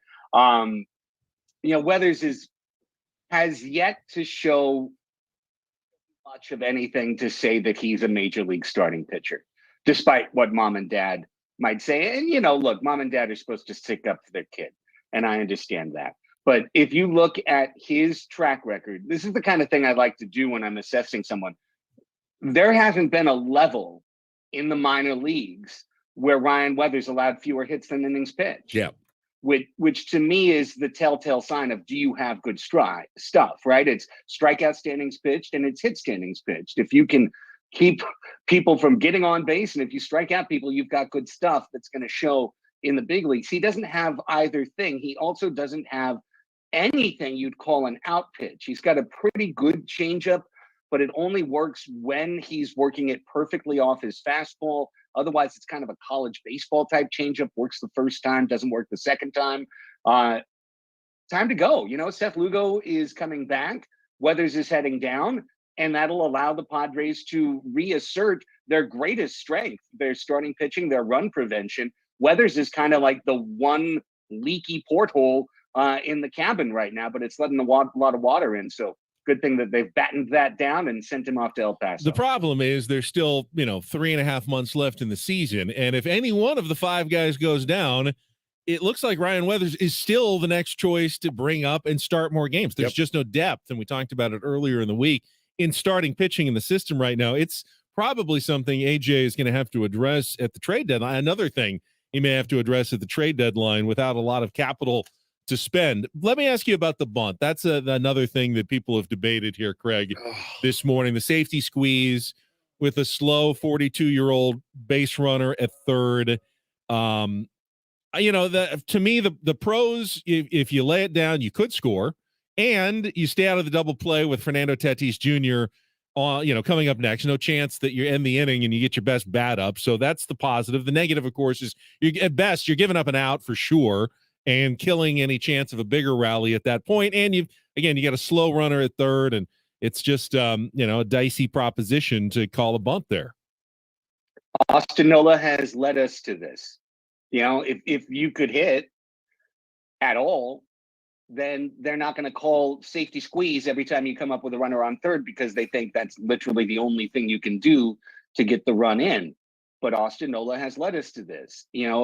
He's now playing once every 5 days, and that's a gigantic improvement for the San Diego Padres. And Gary Sanchez continues to hit and continues, I think, more importantly, to be pretty good behind the plate and really put the lie to everything we heard the last 2 years about, well, Nola is so indispensable and the pitchers can only connect with him. What was the worst outing of the week? It's the one Nola caught. I mean, if you want to keep going down that road, catcher's ERA and all that nonsense, like the worst starts have been the ones that Nola is behind the plate. So, he's a hole in this roster, period. And when he's up in a key situation, it's not good news for the Padres. It hasn't been all year. Bunting at least gives them an opportunity to not have a double play ground out or a pop fly, which is pretty much everything that Austin Nola is good to hit right now. So I completely understand it. And by the way, guys, I'll just say, I was 98% on Bob Melvin's side last night compared to being upset. The Padres came back. They didn't take 5-0 in and just eat it and lose 12-1. It was an incredibly competitive game. Cleveland threw their victory relief at San Diego, and it was still right there for the taking in the 9th inning. I thought last night was encouraging, and I think the last 2 weeks have been encouraging overall and are pointing toward steady growth for this Padres team through the summer. I feel really good right now, about the target that we've been aiming for this team. It's down to 13-9. They've got to go 13-9. Between here and the All-Star break to get 2 games over 500. I feel much more confident about that than I did 2 weeks ago. Yeah, I did too. Still doesn't make the Colorado loss on Sunday or the loss last night. We said it yesterday on the show, Craig. I did not like the moving around of when you have a chance to sweep a team, you got them on their heels. I think you take it every time. To be fair, the decision was made before game 2 of that series. Correct. So we didn't know we were going for the sweep in game 3. If you had to win game 2, the decision was made before that game. Before game 2, yes. Yeah, it was. They won the first game and then he announced. Then they won the second one. And yeah, I don't know. I thought it was it's not to rejigger the rotation at this point when you have a chance to sweep. I don't know. It is going to be. I'm going to the game tonight. I'm much happier I could see Yu Darvish pitch than Ryan Weathers. Trust me, I'm very excited about that. But I don't know, man. I see a lot of panic in this team sometimes with moves like that, and I see panic with sacrifice bunts or squeeze bunts in the 5th inning of games. And if you have a roster with guys on there that you need to panic about, maybe they're not the right guys for the roster. No, they're not. Yeah. I mean, there's 3 or 4 guys on this team that shouldn't be on this team. I mean, that's been the case the whole year. But Nola is at the absolute top of the list. And I'm so sorry for his family if they're listening to the set. Shout out to his family, because the death of Nola's career is imminent. Honestly, he hasn't been good for 2 years. And right now, he's basically the worst player in baseball. So when he's in the lineup, it means the team's going to be worse behind the plate. It means they're going to have no chance to throw anybody out. And it means they've got an automatic out at the bottom. He doubled yesterday of pop fly over Josh Bell's head. Over Josh Bell's head. That dinked in. So, yeah, a dunker. It counts, So, but man, yeah. Hey, when Luis Camposano comes back, it's on to AJ Preller to swallow his pride and either option or DFA Austin Nola off of this team. Until then, we're going to continue to believe that Gary Sanchez is the best catcher in baseball, because compared to the guy he's relieving, he is. He is, yeah. No Craig, question. let me ask you a quick question. Can you, I want to get your Crossing Streams recommendation. Can you join us after the top of the hour for a couple of minutes, or are you off on your day? Yeah, no, I'm fine. All right. So we can keep talking Padres here. Yeah, Hang on. let's do it. We'll hang on. We'll talk Padres through the break. I wanted to make this point. So it's a 26-man roster at any given moment of the season. But there's a pecking order, Fernando Tatis Jr., he's number 1, or, Juan Soto number 2, Manny number 3, whatever on your roster. Yesterday, the Padres probably played their number 26 guy in Nolan, their number 25 guy in Weathers, and their number 24 guy in Drew Carlton, and their number 23 guy. They threw a lot of their back end roster guys at that game with yesterday. a chance to sweep that series. Yes. Is that a bad thing? Is that a good thing? You can't just never play those guys. Right. You have to give guys breaks. You have to keep guys useful during the season. If you're going to pinch hit Sanchez later in the game, pinch hit him in the 5th. What's another inning? When did Melvin pinch hit him? In the 7th, 8th, I think lead off the 8th, maybe. 2 more innings. Like, if you're going to do it then, do it then. Get a better bat up there. If all you look at it and you go, oh crap, Nola's coming up. Hey, the bunt. It's just that you can't have a multitude I agree of with guys you there. like Three extra innings of rest for Gary Sanchez. What are we doing? Not worth it. Not You could have worth had him up in that situation with a threat to drive in runs. And Odor coming in later in the game. Put Odor on first when Nelly Cruz gets on in the 5th. I mean, if we're going to panic in the 5th inning by calling sacrifice bunts, let's fully panic and put the pinch runners in and get guys going here. Like, let's try to win that game in that spot. And listen, I know not a lot of breaks went against us, but the one that killed us last night was the rope that Trent Grisham hit 1 foot short of being a 3-run homer, give the Padres the lead. In my mind's eye, we don't look back. We win that game. Petco Park's rocking. We missed it by a foot. But man, we got put in a bad position last night. Yeah, baseball's stupid. No one should watch this game. It's a silly game. Every time we focus in on 1 of 162, we see weird things and we think that they mean something. I think the real overarching point, guys, when we are talking about what we are doing with Austin Nola versus Gary Sanchez, when Nelson Cruz is the runner on and Ryan Weathers is like, this is the back end of the staff. To answer Ben's question, of course, you got to play these guys. It's June 16th. This isn't a playoff game. We're not taking on a wild card team in a must-win game. This is part of your team. It's a regrettable part of your team, and it's a part of your team that, honestly, when you brought up all those guys, well, what do you do this? Do you bring in Odor? Like, other than maybe Rougned Odor, I hope none of these guys are anywhere near the Padres when it's time to win a must-win game. All right, Craig, we gotta take a break. We'll get your Crossing Streams recommendation in 2 minutes. Next on Ben Woods on the Fan.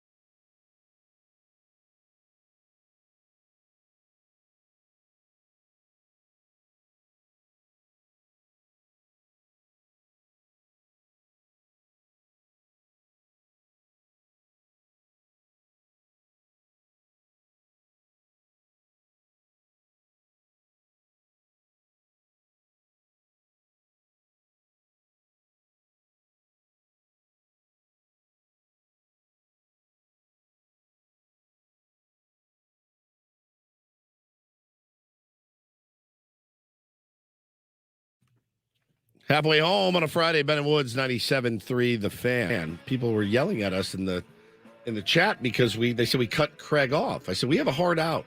7:56. Nothing we can do about Nothing we can that. do about it. Some hosts will ask a question at 7:55, and we know the clock's running. And then we have to be like, sorry. We'll be right back. So Craig was kind enough. I didn't do that. Yeah, you did. I asked a question at 7:53, and then you answered it, and then Craig That's answered true. it That at actually did 7:55. happen this time. I just got optioned to AM radio in the chat. They said, you've been optioned. I'm out. So good to be with you Down guys. to AAA. Down to But AAA. ultimately, the Padres won the series. I know it doesn't feel good when it's always the last game and you're trying to sweep. But Craig's point is a good one. If Padres keep playing like this at this pace and winning series and putting runs on the board, they're going to be just fine actually going forward. This is a good team right now. Are you telling me that I'm splitting hairs and being too hard on the No, team? I mean, that's part of the job. I mean, we're here every day to analyze every game, and there's certainly cause for criticism in last night's game. But the big picture at the moment is a pretty good looking picture, Craig, wouldn't you say, for the San Diego Padres? It really is. The key is at the top. Tatis is now playing like an MVP. Manny is hitting the way he did last year. I remember being on this show like 3 weeks ago saying, if Manny doesn't come back and hit like Manny, the Padres offense is going to have a hard time getting to where it needs to get. We're finally seeing the last 3 weeks, and really for the first time all year, the stars play off one another. Tatis getting on base and stealing in front of Soto, and Soto driving him in. Yep. And then Manny, last night, the perfect example. Tatis patient, draws a walk. Soto patient, full count walk. Manny, bam, 3-run homer. That's the kind of baseball we've been waiting to see all year from the Padres. But, you know, as we went through a month where this team couldn't score, could never drive a runner in, with you know, runner on second, runner on third with one out. They were going through the desert for so long that it felt like, is this who we are? Is this what we are as a team? But, you know, I come back to my favorite sentence, my favorite phrase all the time. Baseball is stupid and no one should watch. Yeah. We are here. Like you said, we analyze every game, right? So we spent 30 games telling everybody, don't pay attention to what you're watching. This is all early information. And then you get to 40 games, you get to 60 games, and it's inevitable. We go, is this who we are? Is this all it is? Is this all we're going to be all year? And the answer is always is no. No. There's more to come. You got to play 162. And now we're finally seeing the offense at the top that was intended. But guys, here's the biggest thing before we move on. The Padres catch the ball better than anyone. Yep. The Padres have 2 Gold Glovers in the outfield right now. If Tatis doesn't win the Gold Glove, it's an absolute crime. Kim is playing the best defense possible. Really, you look around the infield and there are no weak spots. And you look into the rotation, Snell is pitching tremendously. Waka pitching like an all-star. Musgrove starting to find it. Darvish is there. He's doing his thing. There's one weak spot. We just cleared it. He's headed to El Paso. Seth Lugo is coming back. I really like the bones of what's being put together right now for the Padres. It feels like the kind of team that could play 2 months of 600 baseball. And that's what this club needs to be in the conversation, so that when you get to July, it's about what little piece can we add to get rid of a Nelly Cruz, Matt Carpenter DH, or to get rid of the back end of our catching platoon and bring in a little bit more life to this roster. I really think the Padres are on the right road right now. All right, Craig, since you held on nicely, let's get to our Crossing Streams recommendation. And it's a show that I know Paul and Megan really highly have recommended. And now you're going to do so for our audience as well. Hey, I will take requests and recommendations from all corners. It happens all the time, whether it's on social media or elsewhere. And Paul, a couple weeks ago, said, hey, have you checked out Platonic on Apple TV Plus, new comedy starring Rose Byrne and Seth Rogen? And I said, hey, I'll put it in the queue. Absolutely did. I'm caught up on the show now, which drops new episodes on Wednesdays, and 6 episodes out right now. And I really, really enjoy it. And it's this week's Crossing Streams TV streaming recommendation, again on Apple TV Plus, Platonic. This is a half-hour comedy, a 35-minute average runtime of episode, and starring Seth Rogen and Rose Byrne in Los Angeles. It's a early 40s kind of middle-aged, low stakes light comedy, and Rose Byrne is the mother of 3, has a successful family. Her husband is a lawyer that's just become partner. She decided not to continue her lawyering career in order to be a stay-at-home mom about 15 years ago. She's got kind of that middle-aged itch at home. She's a little bit restless, and she reunites with her friend Will, played by Seth Rogen. They were buddies growing up, college buddies, platonic friends who drifted when Will got into a marriage that she disagreed with. But now he's divorced. They kind of find their way back into one another's lives. First couple of episodes establish that. And then you've got really a lot of fun with a comedy that's got a good supporting cast and a ton of chemistry between Seth Rogen and Rose Byrne. I've enjoyed this show very much. Reminds me of Shrinking in some ways, another fairly low stakes comedy that debuted this spring on Apple TV Plus, in terms of, some adult humor along the way, some drug use, some cursing, but nothing too over the top, certainly nothing too serious. I literally only have one issue with Platonic at all, which is that Rose Byrne, who is Australian, I think at the beginning of the series was trying to do a Southern California accent and then gave up at some point a couple of episodes in, and then Australian words started drifting in, and then they literally have an insert line in the 3rd episode, which is clearly an insert line where someone just says, "Well, you're Australian." Just to get it in there. That's amazing. Ben, you're It's Australian. the only time it's brought up, which makes me laugh. So I'm like, I go in and out on her accent. Other than that, it's a tremendous show that I enjoy. I've lost my accent over the years, but yes, I am Australian. He's getting way better. He's getting way, way better at that. I mean, that's almost passable. That is almost passable. Craig, thank you very much. Thank you, brother. Appreciate it. Have a good weekend, and it's always good talking to you. Cheers, mate. Cheers, mate. Craig Elsten, the Crossing Streams podcast Right, on our Premier Chevrolet of Carlsbad fan hotline. Save money the right way with Premier Chevrolet of Carlsbad. Visit them today in the Carlsbad Auto Mall. Chevrolet, find new roads. Let's pretend this is now the 7 o'clock hour, since we had Jay Mohr in, and what we do now is play a little Take on Woods for the first time this week. Yes, Holy to end the week, smokes. we're like a week all the way through without one single game. So if you want to call in now to be our contestant, try to qualify for the Getaway to Las Vegas, 833-288-0973. Musical trivia, one-on-one against Woodsy coming up, 833-288-0973. Call now. We'll play our game, and then we'll take a break, and we'll come back and don't do this. Just like this is the 7 o'clock hour, since we bumped everything. And then stay tuned, because coming up in our 9 o'clock hour, we'll have Mark Grant joining us on a Friday. Come on. Television analyst for your San Diego Padres, but he's much more than that. He's the life of the party at Petco Park and on TV and in our living rooms every night. Kind of the heartbeat, I think so. of the organization. I mean, he's been doing television for the Padres now. What is his now? Quarter of a century? Yeah. I mean, that is incredible to have a run like that with one team. He is now, a full-fledged, almost half the franchise history now. Mudd has been calling games on television. It's incredible. You just dated him. I did not date Mudd. You dated. No, we never dated. Well, you said that he's now done for half of the team's history. Oh, you dated. I dated him in that way. I don't mean you guys dated. No. You I would hooked go up, on but a you date. did. I would go on a date. In a heartbeat. Mudd, quickly. Beat. What would we do? Snazzy dresser. Go out to a nice dinner. You know he what knows you a would- lot of good restaurants. You know what in you would town. do? You'd go to a nice dinner. Yeah. And then he would open his phone and show you YouTube videos Yeah. the entire night, because I've actually gone to a nice dinner with Mudd, and you know what he did? He showed me YouTube videos on his phone all night long. I would like that, and that would be a fun night to spend with Mudd. Paulie, I get to do it every fantasy camp. It's a blast. And he shows us videos on his phone. Hey, watch this kid. You can't reference anything. You just No. that reminds me of Check this. Remember this video. scene from Blues Brothers? You're like, oh my God. Yeah. Oh, you guys remember this part in Young Frankenstein? We do. All right, looks great. like we got a contestant on the line. All Let's right. finally get to a game of Take on Woods.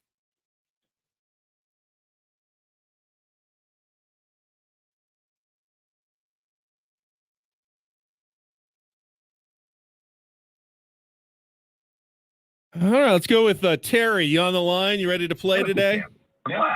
He shows us video on his phone. Hey, Terry, turn down your radio. Oh, that reminds me of. Oh, look at we can hear ourselves though. Terry. You're like, oh, Look at that on delay. I'm listening to the Terry? Ben Woods program on delay.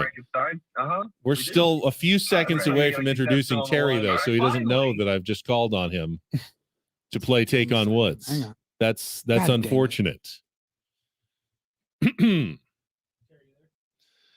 Tell me when Terry's good to go. All right, Terry, you are now our contestant on Take on Woods. Can you hear me? Yes, sir. There you go. All right, we got Terry on the line. Here's what you're playing for. You've got a chance to qualify for our 2-night stay at Resorts World Las Vegas, 2 nights and tickets to Luke Bryan, the 5-time Entertainer of the Year, performing at the Resorts World Theater August 30th through September 9th. Tickets and VIP packages on sale now at access.com. That's AXS.com and RWLasVegas.com. You go first, and then Woods comes in. Same 5 questions. If you beat or tie him, we put you into the drawing. You get to pick our category. Your choices are the Butcher's Knife, 5 questions about musical meat, we're calling that one, the mystery category, or the periodic table, questions and song titles and artists that feature an element from the periodic table in the answers. So good one for the chemistry people. Butcher's Knife, mystery category, the periodic table. Terry, what's it going to be? Let's try the mystery. The mystery category. I always like these. These are fun. All right, so the mystery category is back. Means the 2-second song will be the theme for the other 4 answers. So it helps if you get it. Doesn't mean you can't score other points if you don't get that first one. But Paulie will play you the music, give us the title and the artist of the song, and then we'll go to the other 4 questions. If you don't know one, say pass. We'll come back to it if there's time left on the clock, and so on and so forth. Terry, you ready to play? Yep. All right. The mystery category is yours. 60 seconds on the clock. Your time begins when Paul plays our music. Give me 1 second. He's going to call up our 2-second song. All right, we're ready. Good luck, Terry. In the mystery category, let's Take on Woods.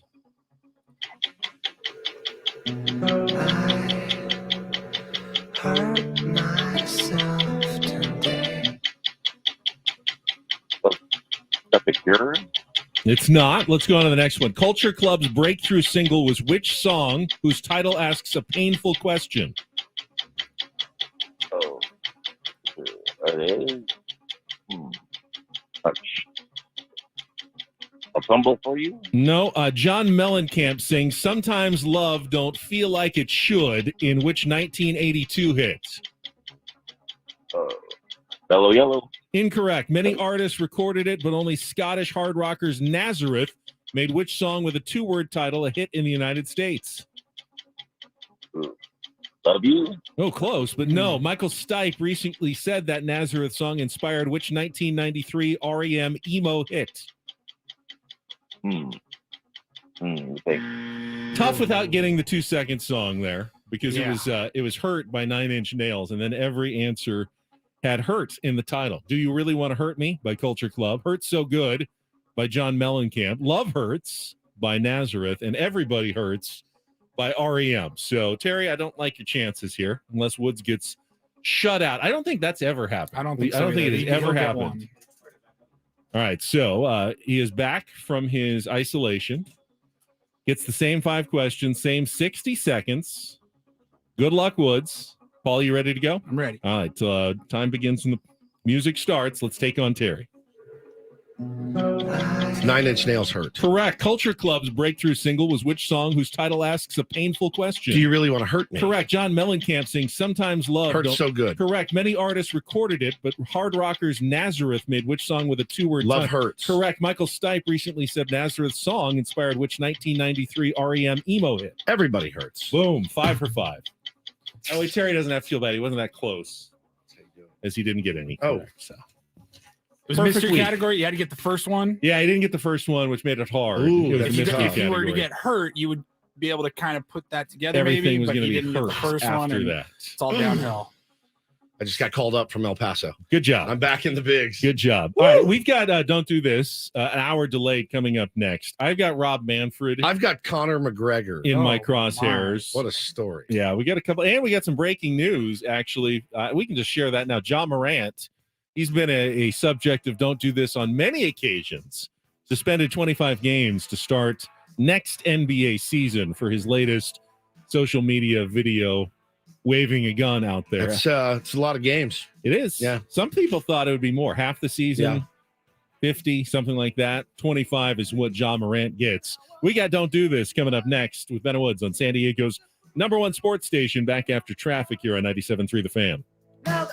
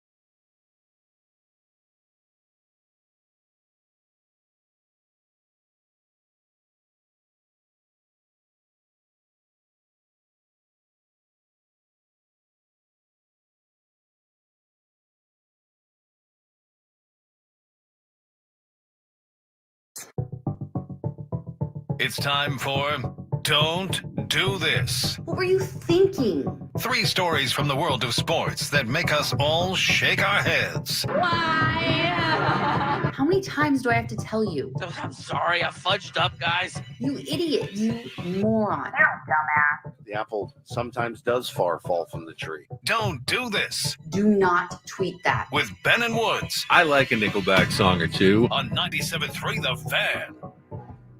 Well, I wasn't lying. Rob Manfred is in my crosshairs today, but I think it deserves more than just a don't do this short segment. A cursory mention for the commissioner of baseball. So we'll hold off Okay. on that for a couple of minutes and get to don't do this here. I will start in the world of soccer, kind of a double dip here. Last night, congratulations, U.S. men's national team. Yet another win over Mexico. Tres Acero this time. They beat them 3-0 in Las Vegas in the CONCACAF Nations League semifinal match. But on the field and in the stands is where the don't do this comes. At the end of the game, things started getting chippy, as they sometimes do between the U.S. and Mexico. Big rivals.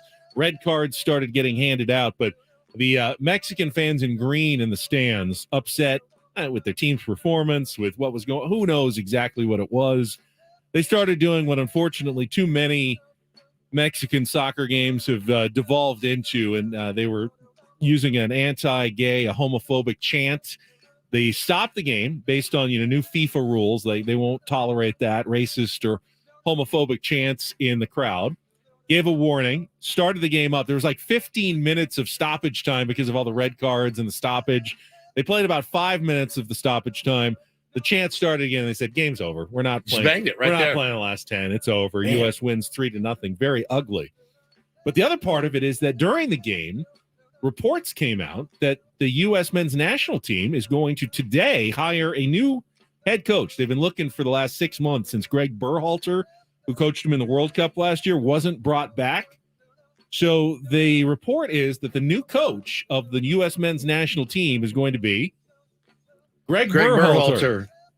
Which, if it sounds weird, soccer people will tell you this is incredibly weird. They hired a search firm to go out, scour the planet for the best soccer coach they could find for the next World Cup cycle. And the guy they ended up with is the guy that they let go 6 months ago. It's like if, they fired Jace Tingler, and then after 3 months of looking for a new manager, they decided, we're going to hire Jace Tingler as our new manager here of the San Diego Padres. We were just kidding. No hard feelings. I have. Now, technically, he wasn't fired. His contract expired, and they just weren't sure if they wanted to renew him. So but let us so our contract is expiring at the end of the year. What if they said, you guys kick it, take it to the house. If we're going to look around for another morning show. And then 3 months later, Adam calls begging us. Or a search firm calls. Yeah, search firm call. You guys interested in this morning show in San Diego? What is it? Sports station. Huh. I think I'm gonna have to tell him to pound sand. Don't you? I mean, that's just me. Now, this is a big job. It's a big job. and- From the soccer fans in my timeline, they don't seem to like Greg Berhalter Bro, very much. at Obviously, all. there was all my friends were livid. the controversy at the World Cup and everything that went on there. I mean, they didn't do terribly, but the team didn't seem to necessarily all on the same page with Berhalter. You had infighting. Yeah. You had parents tweeting and being upset. Padres, actually. Yeah. This is a pretty gnarly story. So when you were gone, we did Conor McGregor in Don't Do This, Ben, because they were doing a bit in Miami at the Heat I game. saw that story. Came out and he was duking around with the mascot. And he wham hits him in the side of the Bernie, head. Yeah, the Bernie. mascot. And Paulie and I kind of slowed the video down Zapruder style. And you're like, oh, yeah, he does, the big foam beak. He doesn't get him in the beak. He gets him like in the temple. That's Conor McGregor. So even him at 10%, like what would he do at 10% to your forehead? You're out. You're out cold. Well, you're supposed to hit the big, soft, cushy part of the head where He didn't. the McGregor actual at guy's head is 10%. not in there. McGregor at 10% is still significantly worse than the average guy Yeah, if yeah, you were at- at a at bar or 100%. something, like giving you everything he had behind it. His fists are literally lethal weapons. Yeah. Lethal weapons. So he knocks this guy out cold. And I thought that was the end of the story. It was not. Apparently the night got worse. Allegedly, Conor McGregor. So yesterday it came out that video was obtained that shows Conor McGregor taking a woman by the hand, leading her into a bathroom where she says he sexually assaulted her. And the details that she told authorities, pretty gnarly. Can't really read them on the air. I should have made Ben read them, but I'm not going to. So now the update to that story is, and by the way, that's the 4th sexual assault claim against Conor McGregor in the last few years. Conor McGregor's attorney, Barbara Lannis, says after the video was released by TMZ, the claimant's lawyer now has changed her story. Mr. McGregor welcomes the investigation, which he firmly believes will show the claims against him are false. After not responding to the demand for money made by the claimant's counsel, she turned to the media to apply pressure. This is no more than a shakedown. Certainly is possible. There is the video, and I watched the video that was on TMZ, and it's Conor McGregor pulling her and a friend into the bathroom, and then a bunch of guys kind of guarding the door and not letting anybody else in. So at least that part. I know it's weird as I'll go home and you'll see Conor McGregor with a whiskey ad, and Yeah. You know. There's a documentary about him on Netflix now. I mean, it's and I think that just came out. Yeah. Probably not great timing. Yeah, there for sure. Finally, a little do this uplifter on a Friday. DD mega doo-doo. You see last night before the game at Petco Park, Padres had Make-A-Wish kid Eric, 6-year-old there. Yes, so sweet. Such great video. He signed a 1-day contract with the team, was there for Bob Melvin's pregame news conference. I don't know why Eric didn't get to decide on who the starting pitcher was for last night. Probably would have gone with Yu Darvish. Yeah, probably. If Eric had made the call and the Padres would have swept that series. Got to play catch with Fernando. He's so good with the kids. So good. He's so good with those kids when they show up. And then during the game, they announced Eric in attendance. And, I mean, the biggest ovation. I mean, it was louder than when Manny hit the home run. It was awesome. Cheering for Eric last night. Such a cool moment. Such a special thing. It's the power of it's power of baseball. It's the power of the Padres, power of Petco Park. And I always love to see when they use that power for good. Would have been nice to get him a dub last night. It would have, yeah. Well, I don't blame Eric for that one for sure. And that is Don't and Do This for a Friday. That was Don't Do This with Ben and Woods on 97.3 The Fan. All right, Rob Manfred, don't think you got off just because you didn't hear your name during Don't Do This. At least one former major leaguer is calling for the commissioner of baseball to step aside after comments he made yesterday about the Oakland A's and their move. We'll get to that. We'll take your phone calls on the Padres. I know we said that before, and then Jay Morse showed up, and we've been kind of spinning around on a Friday. But if you want to call now, this would be a good time. 833-288-0973. It's Ben and Woods on San Diego's #1 sports station, 97.3 The Fan.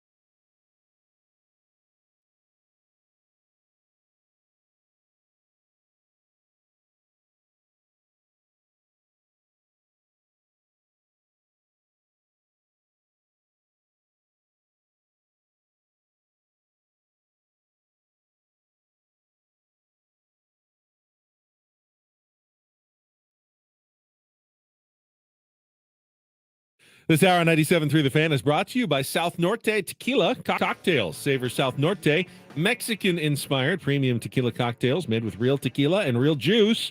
Sip on a classic margarita and an authentic Paloma, or crack open a Matador or the Mexican Mule.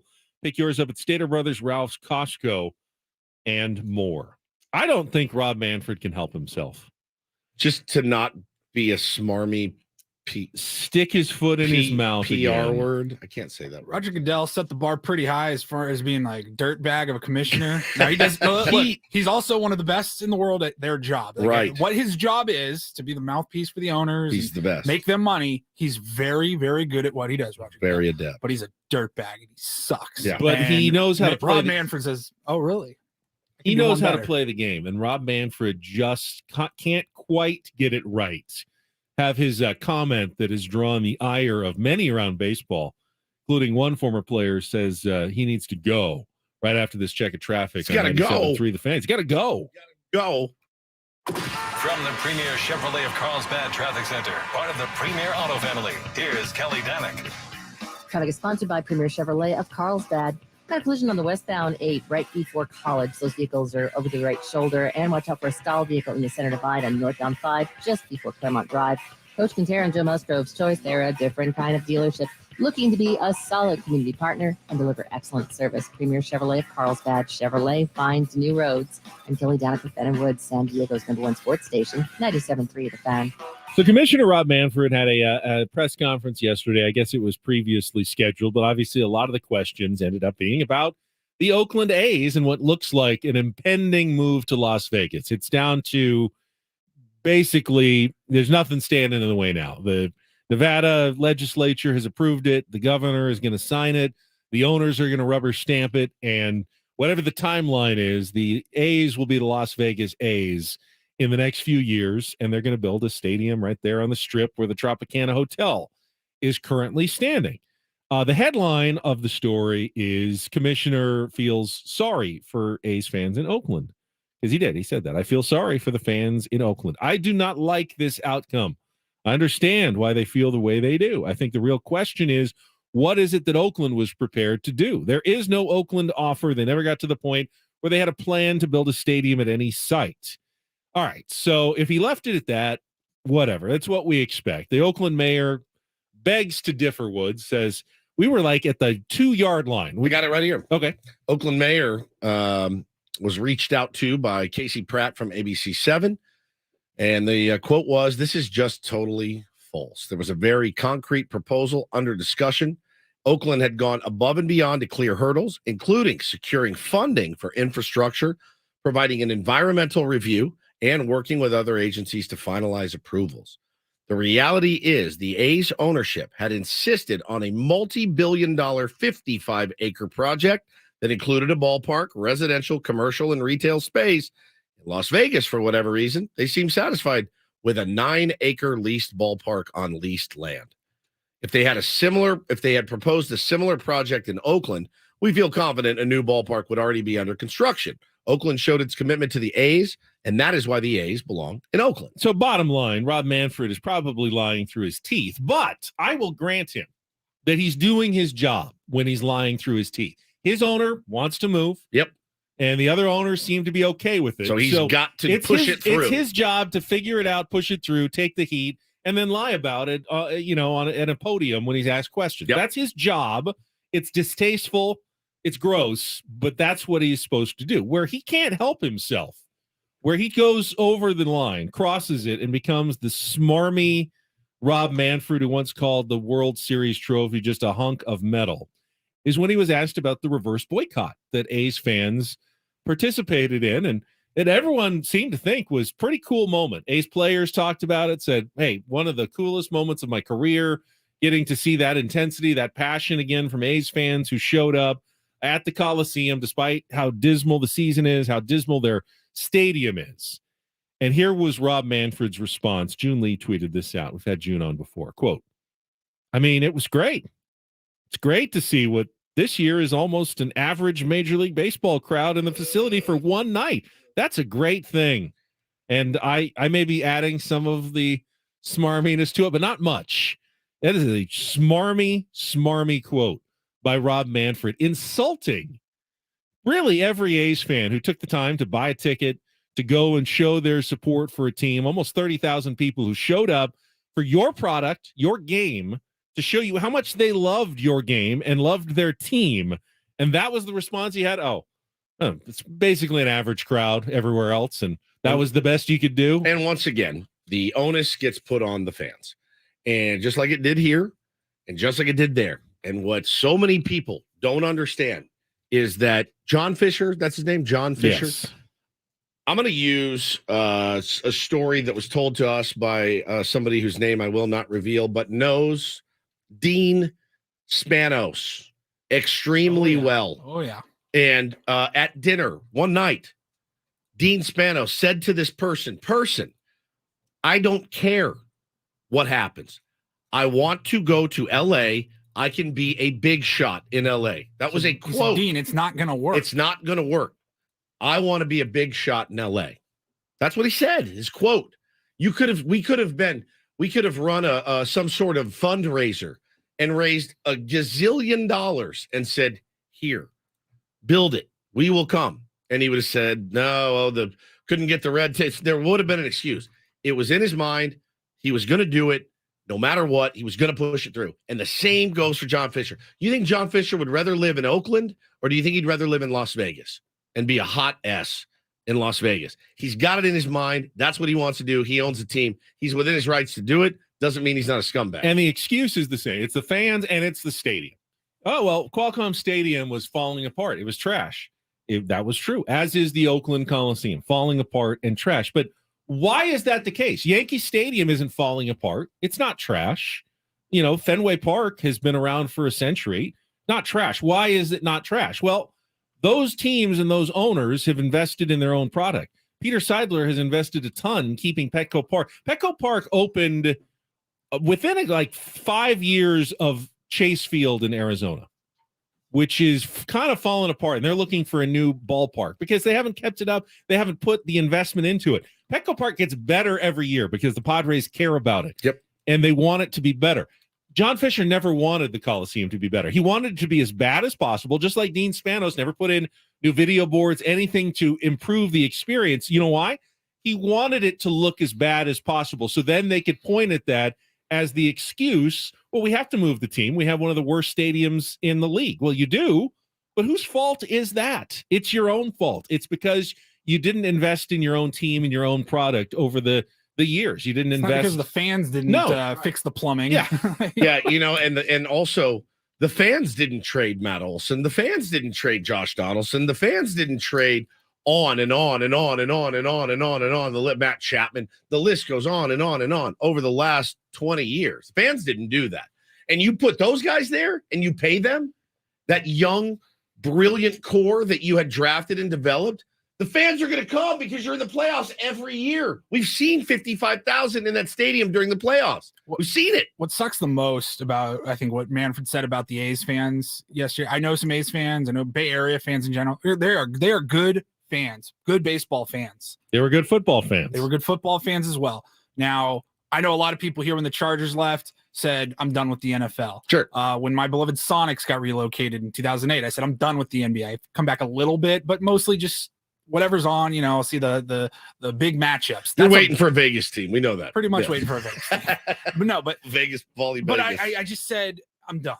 Now, if you're a Bay Area baseball fan, Rob Manfred gave you the finger and you're saying, I am maybe in 5-10 years, I would become a Giants fan or I would become another fan of another team. Like, you have spoiled the sport for me. Yeah, you ruined I'm the sport. done for life. It is harder. You know, it is harder for a lot of people to watch the NFL now. It is. Well, as you can feel dirty watching it. Yeah, I do, of at course least. I do. Yeah. As you'd expect, Rob Manfred taking criticism for that comment. One person who was not shy, Brandon McCarthy. Never is. His tweet responding to that quote was, "This is bleeping pathetic. How is this not disqualifying? This toad is the steward of a glorious sport, dripping with history, and he feels entitled to mock fans who are making their voices heard as he sits by and caters to hiding billionaires. Why do we accept this in our culture?" Pretty much a call for Rob Manfred to go as commissioner of baseball from Brandon McCarthy. Well, why do we accept this in our culture? Because we are a money-driven culture, and in the owners, we don't accept it. We just have no power. Yeah, you have no power. I mean, if it's up to you right now, would he be commissioner? No. Rob Manfred stays or goes. Gone. So you don't accept it. Joey Votto. You just don't put have in the, as commissioner. You don't have the today. power to do anything about Correct. it. No, I don't accept it. Nor do the rest of us. Right. The people who have the power, they care about the money, and they care about having a puppet that they can control and can be. But the problem is that cash rules everything around us, right? Cash rules everything around us. Creo. It should be cream, right? But not me, because cash does not rule everything around me. It doesn't. What you've done now, again, Brandon McCarthy's biggest mistake was calling the commissioner a steward of the game. That's not what a commissioner is anymore. Bud Selig is a guy that proved that to us. Bud Selig was not a steward of the game of baseball. He just wasn't. And for all his faults, Bud Selig was a pioneer. He was a pioneer. Because before Bud Selig, in baseball and other sports, the commissioner was a steward, was more impartial. They at least balanced like the needs of the owners with the needs of the players and the fans. And it was their job to foster growth in the sport, but also to be a bit more of an impartial voice. After Bud Selig, every owner realized, why would we have someone that we can't control fully in charge of our sport? Yeah. We need a 100% puppet. And then in came Roger Goodell, in came Rob Manfred, and now commissioners. I mean, Adam Silver's probably the best. But make no mistake, though. I mean, make no mistake. Just because you own a baseball team doesn't mean you like baseball. That just doesn't. It's not the case. We all love every person listening to my voice right now has put themselves in a position of owner of a baseball team. Every single person hearing that is like, oh, yeah, I've done that. I've done that. How would I be? I know how I would be. I'd be miserable. It'd be miserable. It'd be a miserable existence. We all want to put ourselves in those shoes. But those guys, I don't even know. I wonder if half of them actually love baseball. 30 like owners we in do. baseball. How many would consider themselves fans, Yeah. care about the product, care about the future, the direction of their franchise? Willing to eat a little bit to make the game better, whatever it may be. Maybe 10-ish. 10-ish. Somewhere That's a in third. there. That's Everybody third. else, it is literally just a business. And I think the operation for them. last commissioner that actually liked the game of baseball was probably Bart Giamatti, who respected it and understood the traditions of it and would say, no, I'm ruling with an iron fist here because what you're doing is bad for the game. Now I'm going to move all these pieces around. I'm going to juggle. I'll take the bullets. I need $40 million a year. And I'll take the bullets. Enjoy Las Vegas, my friend. It doesn't matter. The guy wants out. He's going to get out. It seems short-sighted, but no one's going to get punished over this. No. John Fisher is The going fans, that's to it. make a ton of money thanks to public subsidies in Nevada, and he's going to be fine. The only people who are fans. losing are the A's fans, Just like that are San losing their Diegans, team, man. Just like San Diego fans. It's not, no one's going to stop watching baseball. Nope. Not that we want them to, but the consequences won't be to the sports. They won't be to the owners. They won't be to the players. Just to the fans that are losing their team. Guy's going to be kicking it in a penthouse suite of an apartment somewhere in Vegas. The just only loving people it. who did nothing wrong are the ones who suffer all the consequences of the And decision. do you wonder if there will always be the case. any sort of repercussions as far as like the TV viewership, at least? Because Vegas is like the 40th market, I Yeah. think, right? Well, Somewhere there. yesterday, because Oakland is not Oakland's Oakland, it's like the top Bay, 10. It's It's the the Bay Bay Area. Area Yeah. market. So half of those fans are saying, "I'm done. I'm not watching baseball." Eno anymore. said yesterday they might even have. He thought some owners might vote no, just because they Yeah. don't want to More revenue sharing. Yeah, they don't want the lower.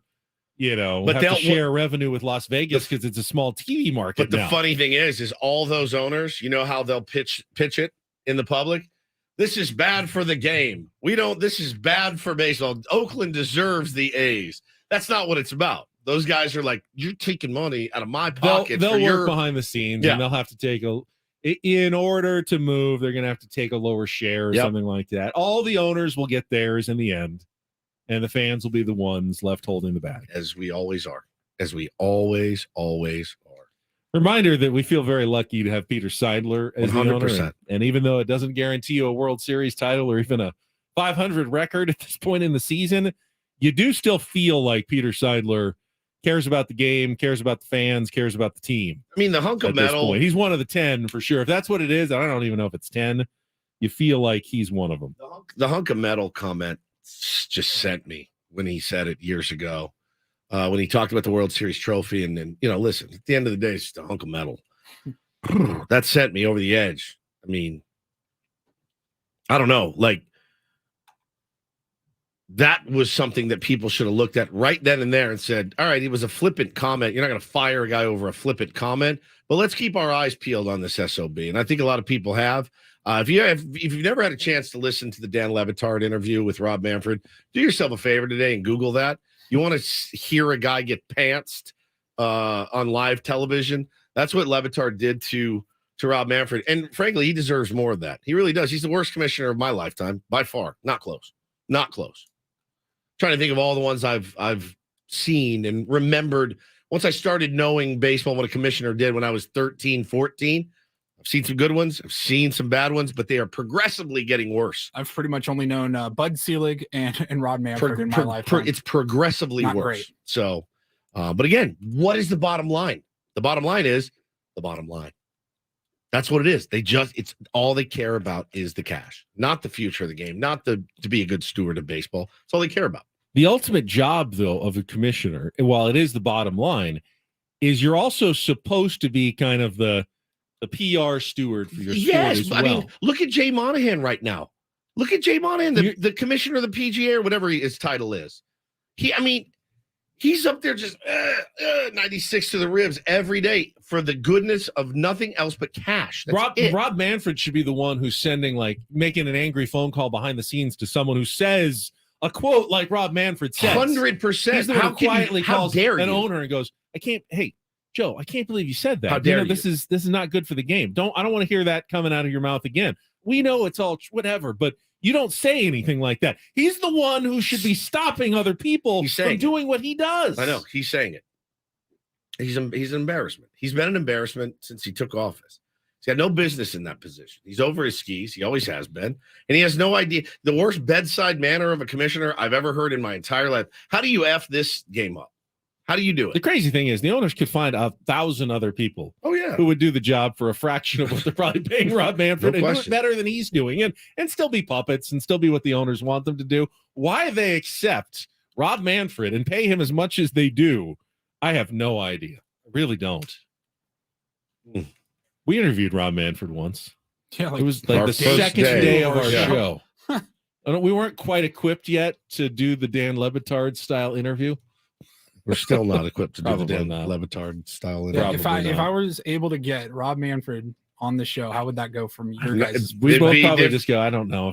It would be a hell of a lot better today than it was 5 years ago. I would not care. What do I care? What are you going to do? Are you going to kick me off the team? I don't even have – I pay to play, buddy. Ugh, it's terrible, man. You get live coverage of every Padres game on 97.3 The Fan. It's available through the Odyssey app wherever you are in the San Diego area. You can listen to every pitch of every Padres game on Odyssey. Download the free Odyssey app. Search 97.3 The Fan to get started. All right, we've got 1 hour left. It's a Friar Friday. Mark Grant is going to be joining us at 9:35 in our final segment. Before that, though, Paulie's got a Reindl Report with some headlines, a little breaking news involving one Michael Jordan. That's coming up next. Stay tuned to San Diego's #1 sports station, 97.3 The Fan.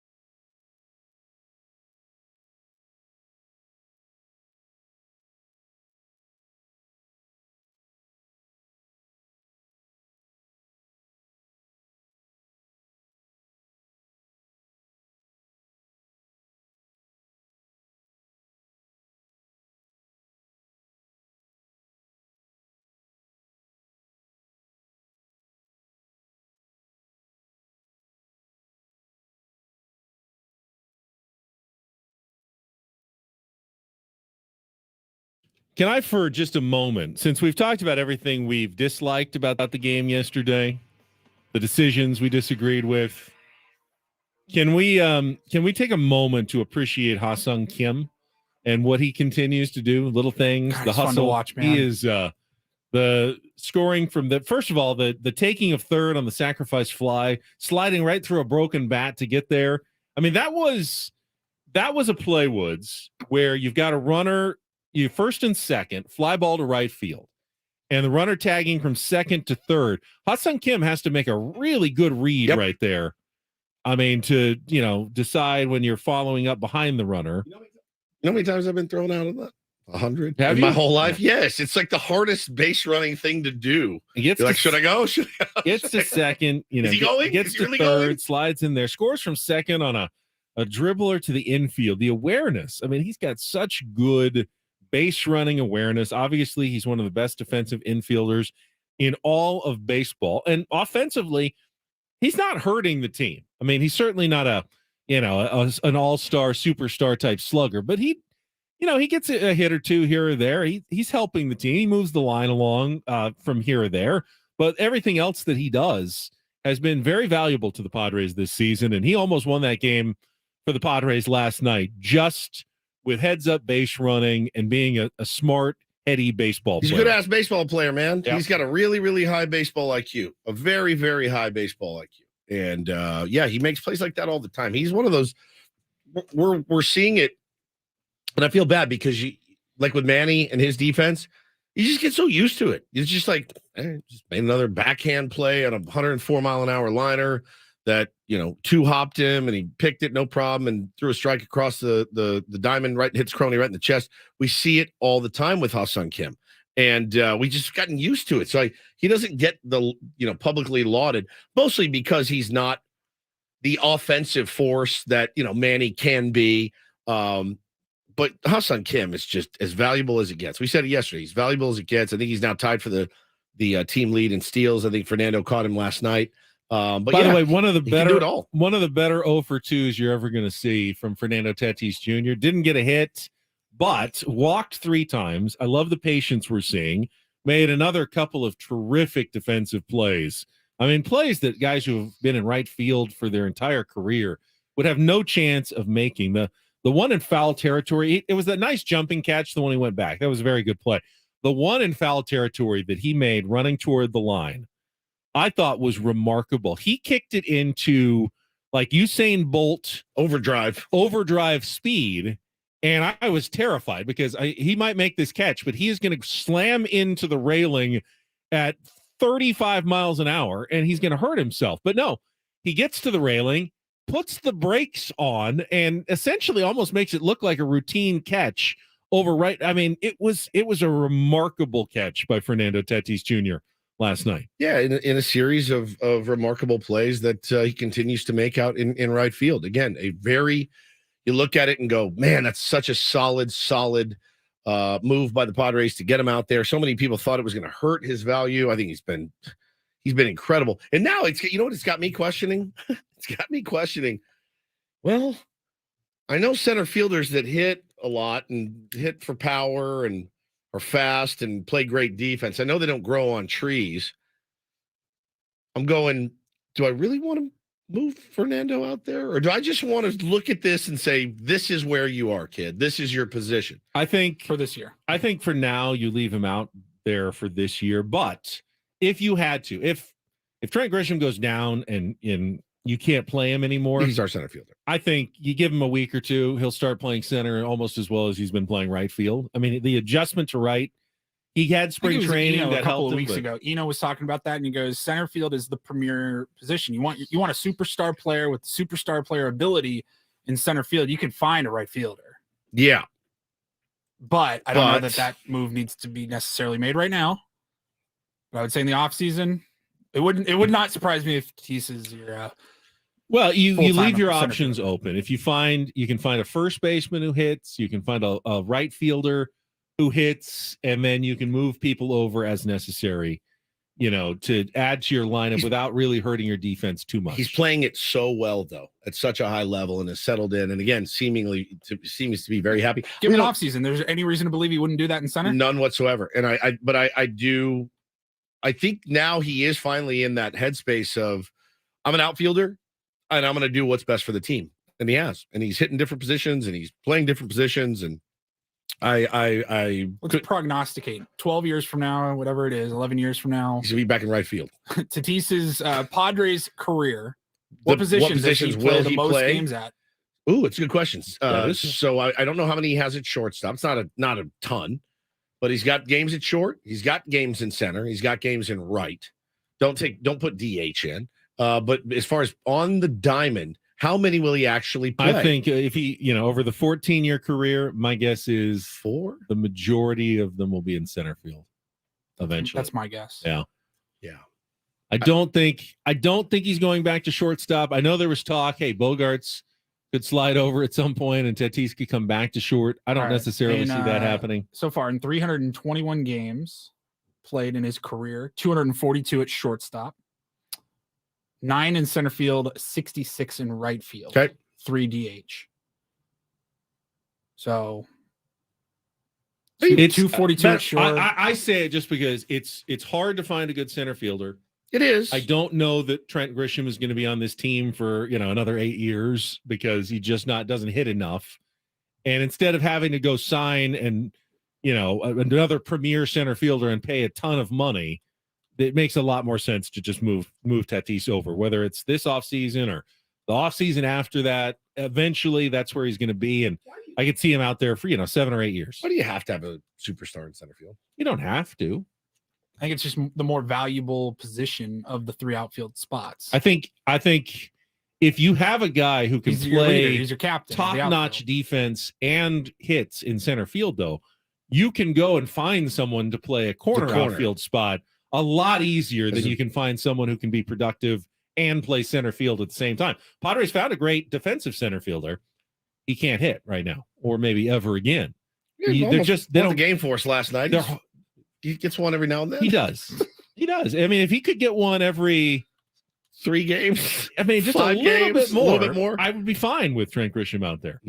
But how many guys are out there that are even available that play great center field? It's a tough position to fill. Very tough position to find. So is catcher, as we've learned. Yeah, you want to be strong up the middle. Always strong up the middle. Doesn't necessarily have to be a superstar. Just strong defensively. Catcher, short, second, center. But I wouldn't be surprised if the 2026 starting lineup features Tatis in center, Bogarts at short, Cronenworth at second, and Ethan Salas behind the plate. Those are next strong year? up the 2026. 2026. Strong up the middle. They're all still those 3 guys they'll all be under contract with the Padres still. Yeah. At that point. Who's our what happens to Kim? Well, he's only under contract for 1 more year. He may get re-signed. I don't know. Where's Manny go from third? First? I think he'd be a great first baseman. Him and Xander. Him and Xander duking it out for first base in about 6 years. I mean, what's the age difference? There's only like a year or 2, right? Yeah. Who's younger? Manny's younger, right? Manny just turned 30. And Xander's 31? Yeah. Yeah. I don't see Manny leaving third for another 30. Xander could go to second. Xander turns 31 in October. Okay. I mean, Manny's skills are such he doesn't have the maximum range for a third baseman right now, but he's got the hand. I don't know that the hands are changing, so he might be there until he's 37, 38. At that point, we'll worry about it then. All right, let's get some headlines, Paulie.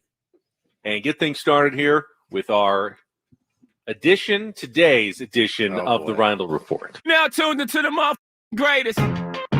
Welcome to the Reindl Report with Paul Reindl. Hi, Paul. All right. 2 stories from the world of sports that we haven't gotten to yet. We'll start off in Major League Baseball. And 1 story that you didn't know you needed. Are you laughing, biatch? It's the Reindl Report Hey, Paul, how you doing? Okay, how are you? on 97.3 The Fan. Are you ready to bless the mood? I need some help, please. That was good. Can I get a oh yeah? Oh yeah. All right. All right. All right. Benjamin, you teased it heading into the top of the hour there. Some news about Michael Jordan, and according to sources, we had a Woj bomb earlier this morning. Michael Jordan agreeing to sell his majority stake in the Charlotte Hornets to a group for an approximate $3 billion. Good to see that for Michael Jordan. Probably could use the money. Needed the cash. Yeah. Well, he's in the golf business now, and that's very expensive. It ends his 13-year run as the majority owner, and not good. Like shocking how bad it was for like somebody that was so good at what they did. It's the worst job you could have. Like rewrote the record book on the sport. Yeah, it's the worst job you could have if you're a guy like Michael Jordan. It's the worst job you can have because you can't. They're never gonna make you happy. Never. They never can. Derek Jeter owning the Marlins, which drove him crazy. I'm sure drove him crazy. 0 finals appearances, 0 conference finals appearances, 0 semifinals appearances, 0 first round playoff series won. This just goes to show you that you can be good at a lot of things. You can be great at a couple of things. Can't be good at everything. No kidding. I mean, no kidding. Like, who doesn't know basketball better than Michael Jordan? Yeah, but like, how do you can't go down there? It just doesn't translate. I can't play the game for you guys. I bet he was the worst to play for you too. I wonder if he meddled like He's a crazy. terrible teammate, according to everybody. Yeah. He's got to be a bad owner as well. Terrible teammate but the fact is, like, didn't he like try to like play in practice? There was like stories that he would play like Kwame Brown. He would like go up against him in practice. Like Dude, the owner's here. Like David Field comes down here and plays adult league baseball with me one weekend. It's very strange that it really doesn't translate. He can focus on his the Grove 23 Golf Club. You want to talk about bucket list? Do yourself a favor and Google, I'd almost be too terrified. Go Google the Grove 23. XXIII. It looks, when you die, Ben, when we die, that's what I hope heaven to be. Just endless rounds for eternity at the Grove 23. It is so beautiful. The most exclusive, upscale, so incredible golf club, and that's what Jordan has been focusing on lately. It's so beautiful. I would do anything for a round there. Anything. This could maybe have been a don't do this. Antonio Brown, Mount Rushmore of don't do this. He's 2 of the faces on Mount Rushmore. It's actually just 4 heads of Antonio Brown. Different teams. My God. Nude in one of them. He was in the news yesterday because so back in April, he became the majority owner of the the Albany Empire. Yep. Out of the National Arena League, arena football team. And yesterday they were kicked out of the league. Oh. Because team owner Antonio Brown failed to pay either a required fee or a fine that he received after public comments that he made recently. If not paying bills was cool, he is Miles Davis. I mean, this is a shocking story. I understand that. He never, ever pays his bills. Why would you let him into a league if you're? No kidding. You know why? I mean, you know why? For the publicity. That's the only reason. And now they're getting publicity from kicking him out of the league as well. Now you got that publicity. It says all teams are required to pay 1/7 of the NAL operating budget via monthly transactions. The league said Brown made the April payment, but did not pay the May 15th installment or the $1,000 fine for conduct detriments to the league. It says here from the league statement, after exhausting all avenues, the NAL board of owners have decided unanimously to terminate the membership agreement of the Albany Empire. The decision was reached after an emergency conference call of the members in good standing to discuss the Empire's failure to pay their league-mandated and overdue assessments. I, for one, am shocked. But we'll have another don't do this story with Antonio in a few weeks, I'm sure. Guaranteed. It's also a little lighter note, maybe. Could have been a don't do this. You guys familiar with Disney movies? All the characters. Yes, I'm very familiar with Disney movies. Are you? Yes. Okay. What's your favorite one? Coco. Okay. A lot of the characters, like you think of Little Mermaid or Aladdin, like they're handsome cartoon characters. Can we all agree on that? Yes. So now the new thing is the live action movies. And the Ottawa Sun posted a story that casting bosses working on a live action remake for The Little Mermaid, which is coming out. Okay. They really wanted to use, quote, sexy male models to portray the mermen in the film. Among the sexy male models hired to be mermen in the live-action Little Mermaid film was 24-year-old Stefano Tomadini. He's also a male porn actor. Goes by the name of Dante Ferrari and has made many adult movies. And people are not super psyched with Disney for that casting. He's trying to branch out to change his life for the better. Different image. Massively different image. Dante what? Ferrari? That's a great name. That's a great name. Dante Ferrari. Dante Ferrari. It's your real name? It's The Little Mermaid. It's a kids movie. It's Dante live action. Ferrari. You're going to be advertising to kids. Just maybe Starring not Dante Ferrari. Hey, everybody should be able to have a diversified career. Portfolio. Just because you've acted in one set of films doesn't mean you can't act in completely different set. That's why it's called acting. Acting. It's acting. You have to be able to portray a wide range of characters. What was your name again if you were a male? Ben Hoggins.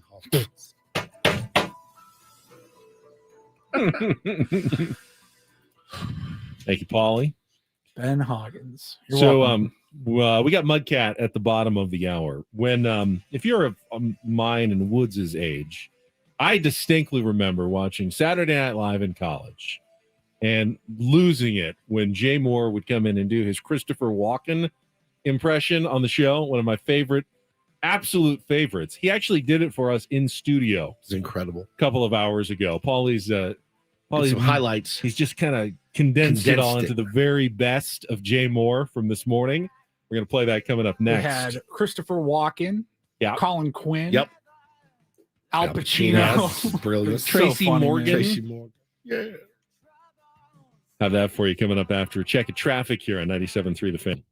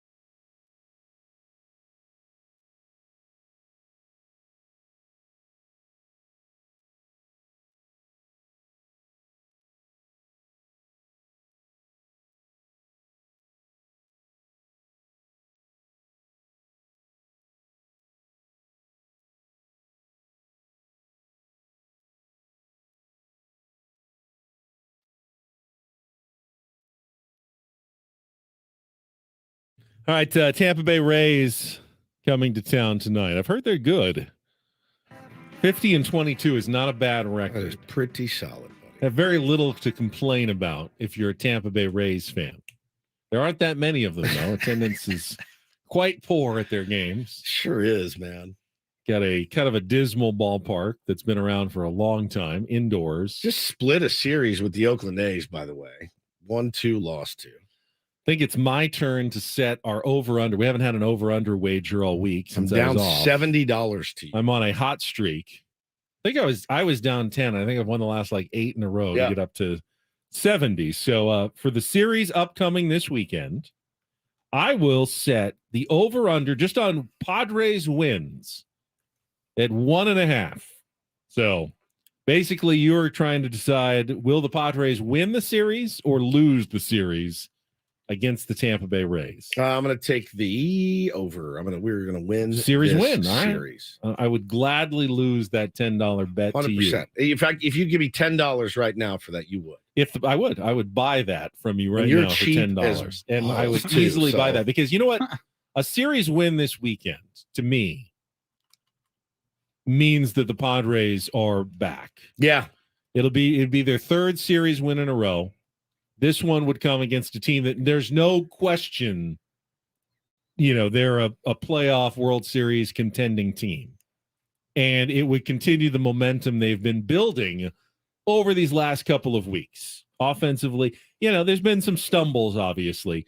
But you keep winning series 2 out of 3, the Padres will be absolutely fine at the end of the season. Now, I do think, you mentioned it earlier, not a bad time to catch the Rays. They have won 2 in a row. But they lost the previous 2, splitting 4 games against the Oakland A's. And this is the end of their West Coast week. No off day. They got to play 4 in Oakland, then come down to San Diego. You know how tough it is sometimes when the Padres have to go to the East Coast and do the Florida, New York, Washington, D.C. type trip. Well, same thing goes for the East Coast teams when they have to come out west, spend an entire week. You get to the weekend, you're ready for it to be over, get home, get back to your ballpark. Seems like a good time to be catching the Tampa Bay Rays this weekend. Yeah, it never works out that way. The betting line, both teams are -110 tonight, so they got them even. But I'm looking at the matchup predictor on ESPN. Doesn't look like they're giving the Padres much of a chance to win this game tonight. 65-35, essentially, for tonight's game. Then you got Blake Snell on the bump against Zach Eflin, who's had a good season as well, but he's beatable. I've just watched him get beat. The Tampa Bay Rays win almost 70% of their games. Their winning percentage is .694. So put them up against anyone, and you figure there's 65 to 70% chance to win. You throw Shane McClanahan on the mound. The fact that they only have it at 65 is not. It's not. Anything to be sad about if you're a Padres fan. Yeah, it just, and then with Joe on the mound, I believe that game's on Sunday, and they're throwing undecided. And they still give the Rays a 60% chance of winning that game because, again, they've won a lot of games. They've proven they can win. So this would be, you're right, man. They're only 19-15 away from home. I'm tired of saying how big of a series this one is because I don't even know that it needs to be said anymore. We all know. I think we can abolish. Padres aren't going to win every series the rest of the season. Correct, but I think we can ban it from our vernacular as sports radio hosts. Guys, big series coming up. Yeah, they're all big. You've dug yourself into a hole. These are all big series from here on out. Until they're not big series anymore, and that could be a good thing or a really, really bad thing. All right, we got Mudcat coming up at the bottom of the hour, but as promised, Paulie has put together the best of the Jay Mohr impressions from when he joined us in studio earlier today. Let's just take a listen. I saw Jay for the first time. It's been so long, but it was back in Dallas, Texas when I lived there. And that's where we met? In Dallas. And I told the story. I tell the story all the time, and I still do the impression, your time on the movie Suicide Kings. And if you haven't seen that movie yet, you're missing out on just a banger of a film with a great cast. A banger. But on that cast was Christopher Walken. A banger, as the kids would say. What's up with your Padres? It's crazy. Starting pitching, you need that bridge to the bullpen. Close out the show. Don't get me started on Manny Machado When do you guys hire Al Pacino as your manager? Al Pacino is here. Soto, I need to talk to you about your base on balls. I am not paying you to take 4 and walk. Hit the ball over the fence. You could be a man. Hoorah.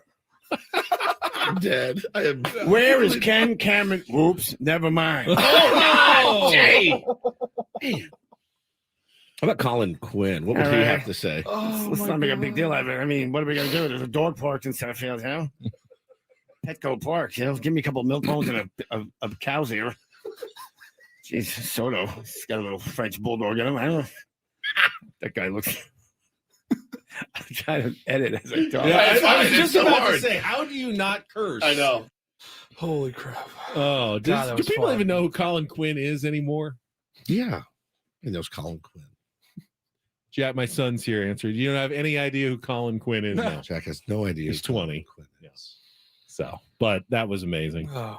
We missed the stuff when he's talking about being on set with Walken. That was my favorite part of the whole deal. Maybe we can put that. That's got to be like in the YouTube reel, Paulie, for later, because that was so good when he's talking about the story. I heard, Jay, your dog has no tail. Where did it go? It killed me. I mean, I've been saying it for 20 years since I saw him. It's Well, amazing. you know who else does impressions and entertains is Mud Grant. Mudley. Does he do impressions? He does. Yeah, I guess he Harry does. Carey. Yeah. He's known for his That's Harry true. Carey impression. Oh, he used to do the umpire impressions yeah, too. Remember? He did those. Oh, yeah, when he was a yes. player. Absolutely.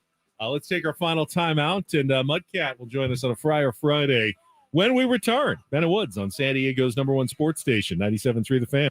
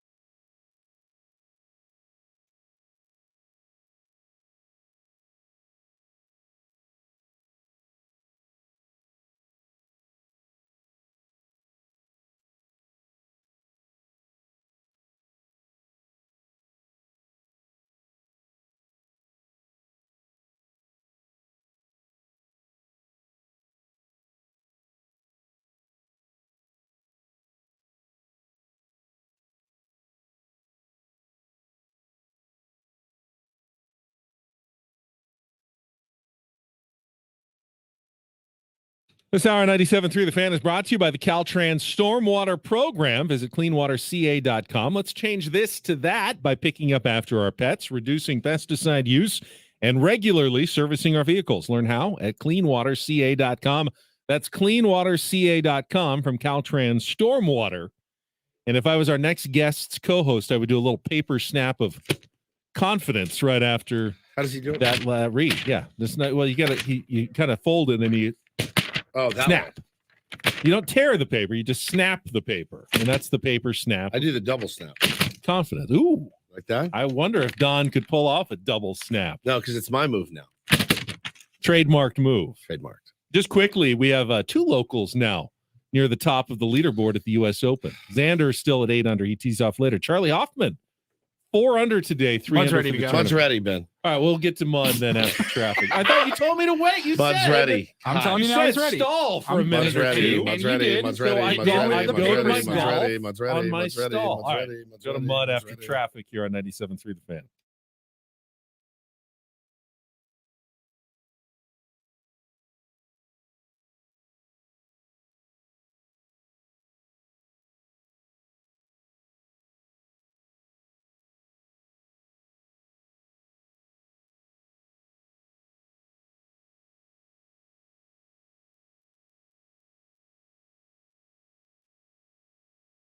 And we go out to our Premier Chevrolet of Carlsbad fan hotline, where Mark Grant gets to talk some golf with us this morning here on He 97.3 hates The golf. Fan. He hates it. Good morning, Mud. Hi, Mud. Overrated. By Oh, the way, there are things that people ask you if you could snap your fingers, what you could do to change in your life. Yeah, you know what yeah. my 3 are? What?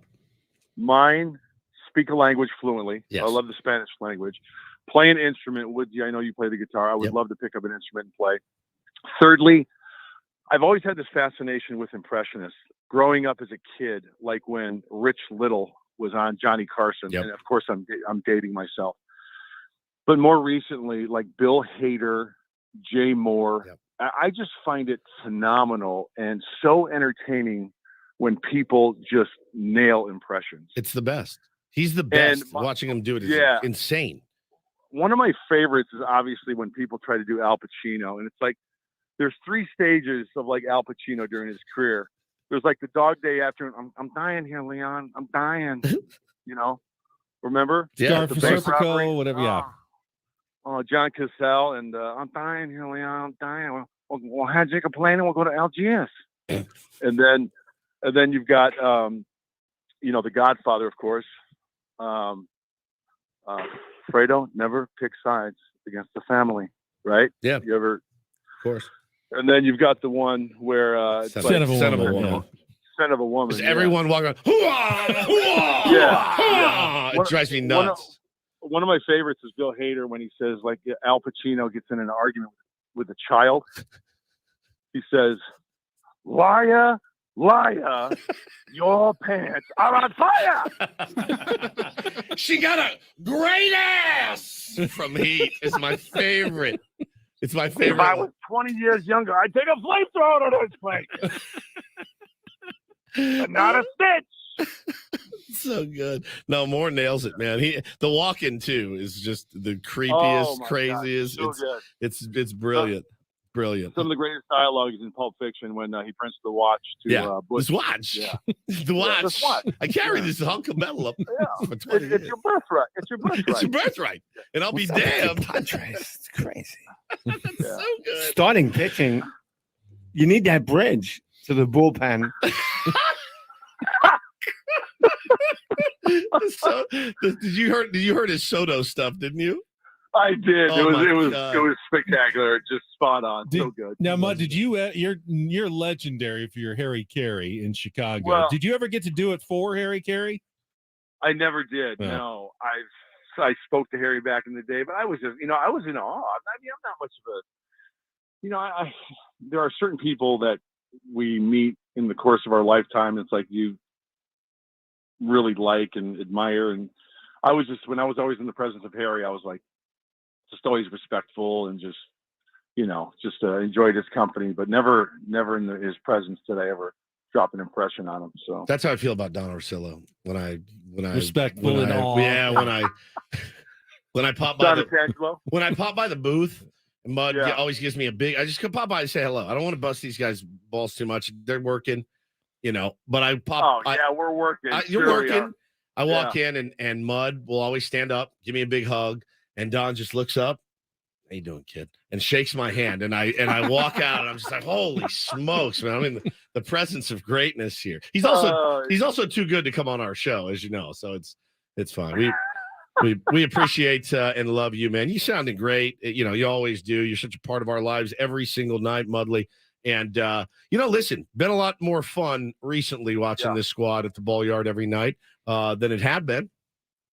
Trending upward, I think. Yep.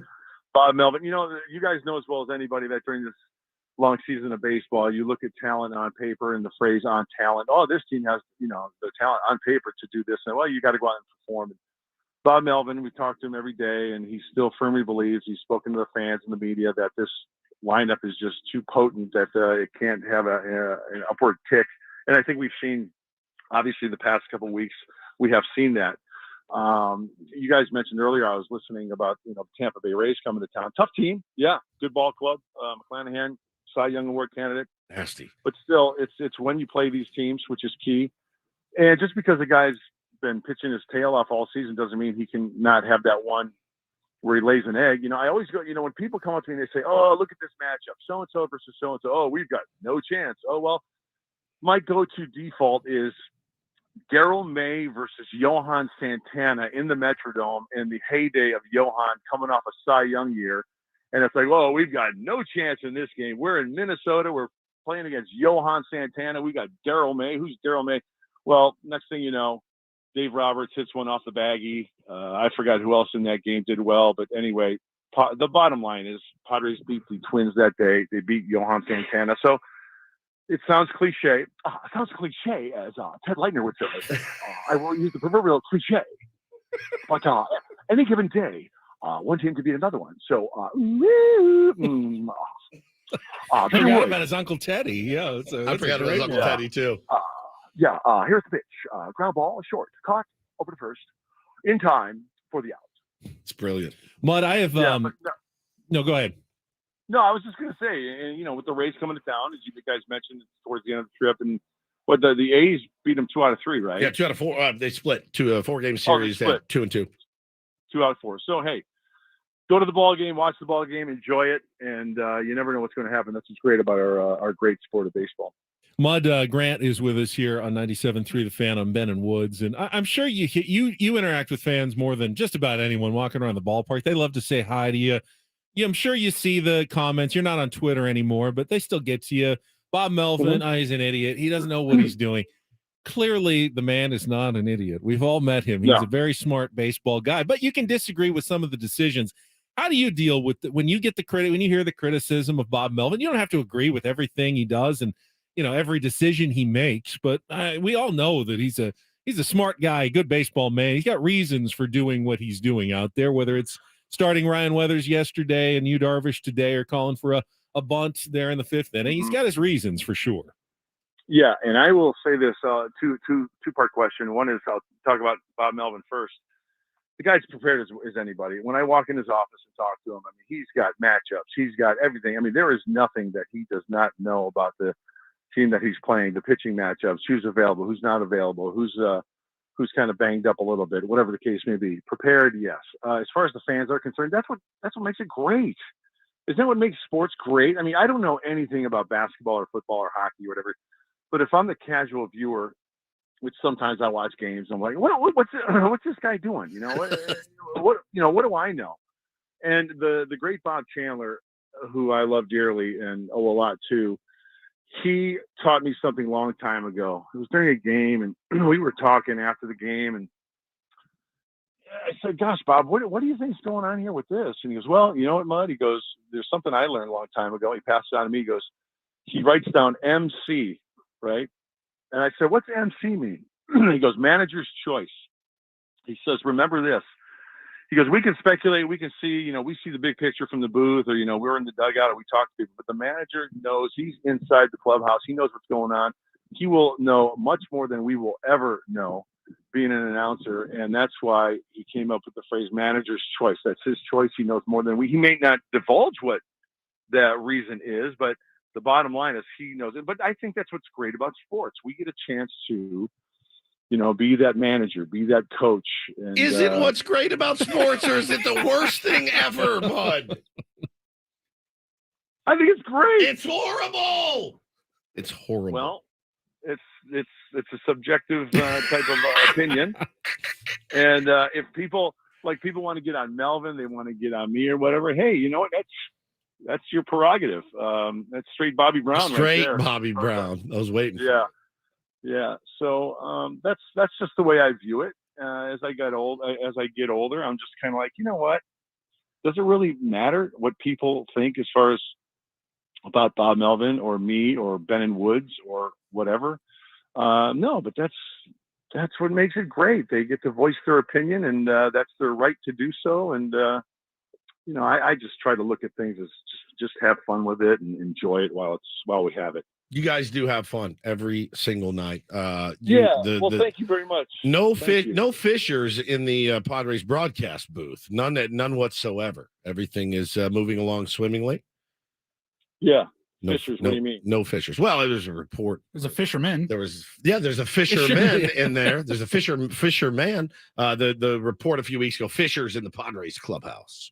And of course they're losing. You expect there to be fishers. That happens with any team. Mud, you've been in the locker room, and when you lost 5 in a row or can't seem to win 2 in a row, I'm sure there's a lot of fishers and finger pointing. Oh, sure. But you know what, though? The good teams kind of just, whether the wins or the losses, we've talked about this many, many times before. If a team's really good like the Rays, I'm sure they win a ball game. It's the same as if they were to lose a ball game. But then again, there are more extremes. Gosh, I try to put myself in I can put myself in that place. Mark Kotsay and the Oakland Athletics, when I got traded from the Giants to the Padres in '87, they were 12-42.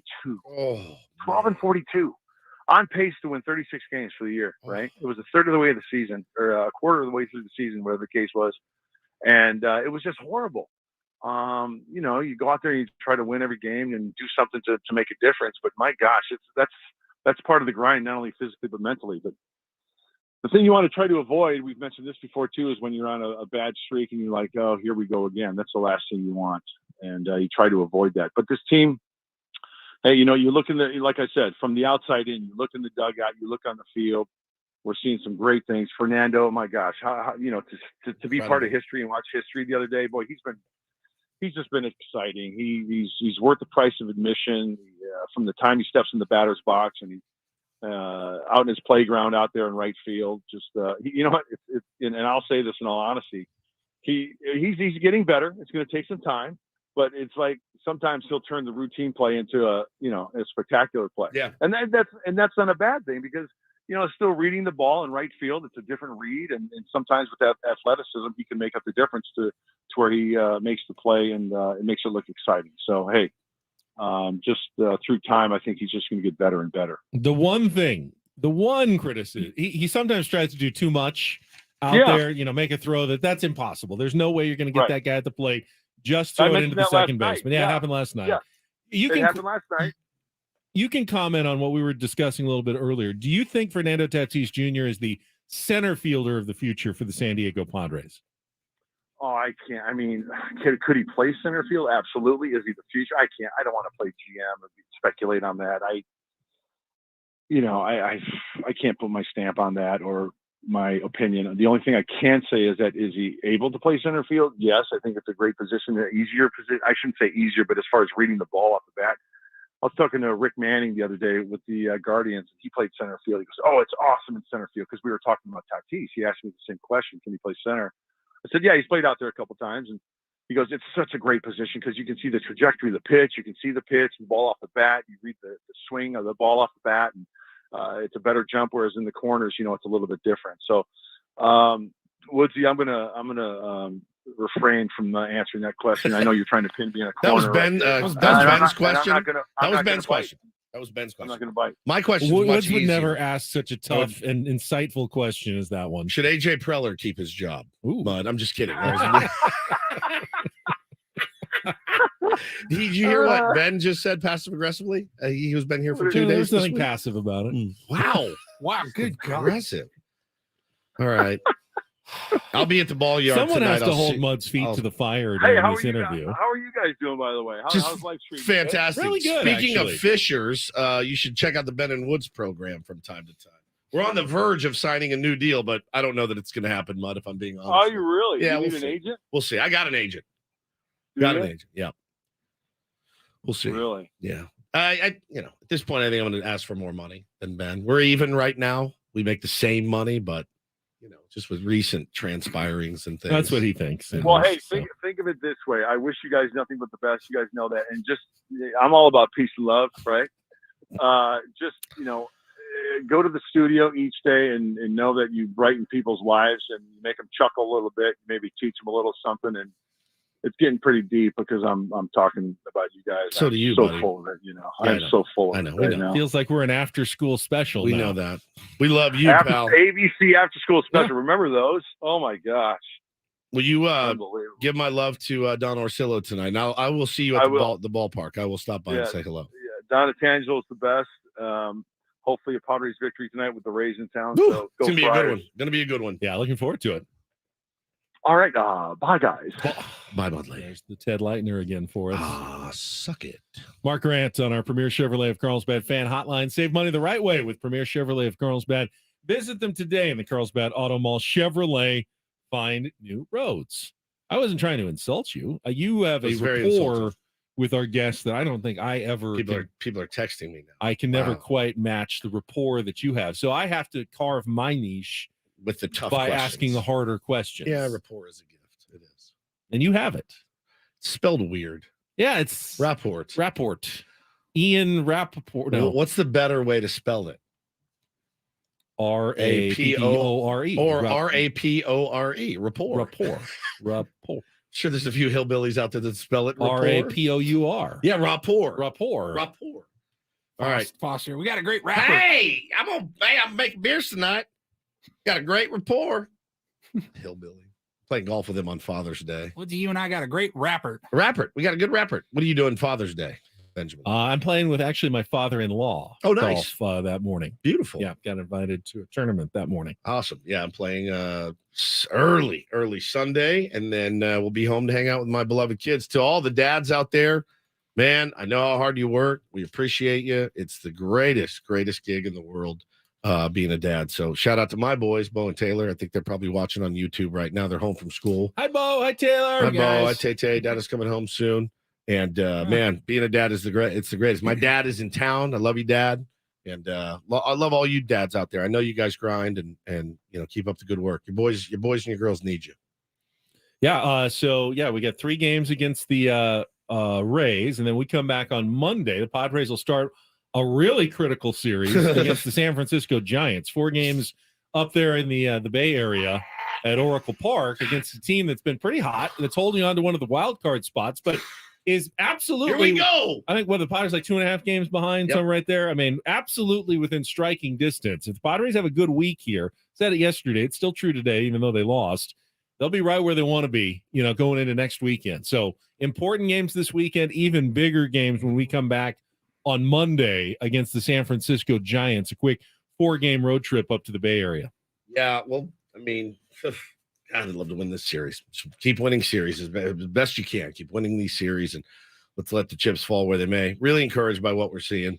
We got the right guys on the bump, I think, the next 3 nights, too, to get it done. So in Snell, Darvish, and Musgrove. So these are our horses. We need them to come through. Potential World Series good preview. measuring stick. Yeah, really good measuring stick. Really, really good. I hate that term, but it's so applicable. Yeah, right. It's so applicable here. I agree. The measuring stick. All right, get us out of here with things Ben likes, Paulie. Well, I don't think we have time for it. We are Do we at not? the end of the show. God, blow that. One thing I like a lot is my son Jack. Want to thank him for coming in and answering some phones and helping us out today. Hopefully that's going to be a regular feature this summer. Looking forward to it. Just don't tell anybody in management about it. Okay. I'm sure that Hey guys. we can't. Hey guys. He needs to sign some paperwork. Paulie, good job this week. Thanks for covering for me when I was Thanks on for gracing us vacation with your presence for the 48 first 3 hours. days. For Stephen Woods, I'm Ben Higgins. Coach John Quintero coming up next on San Diego's #1 sports station, 97.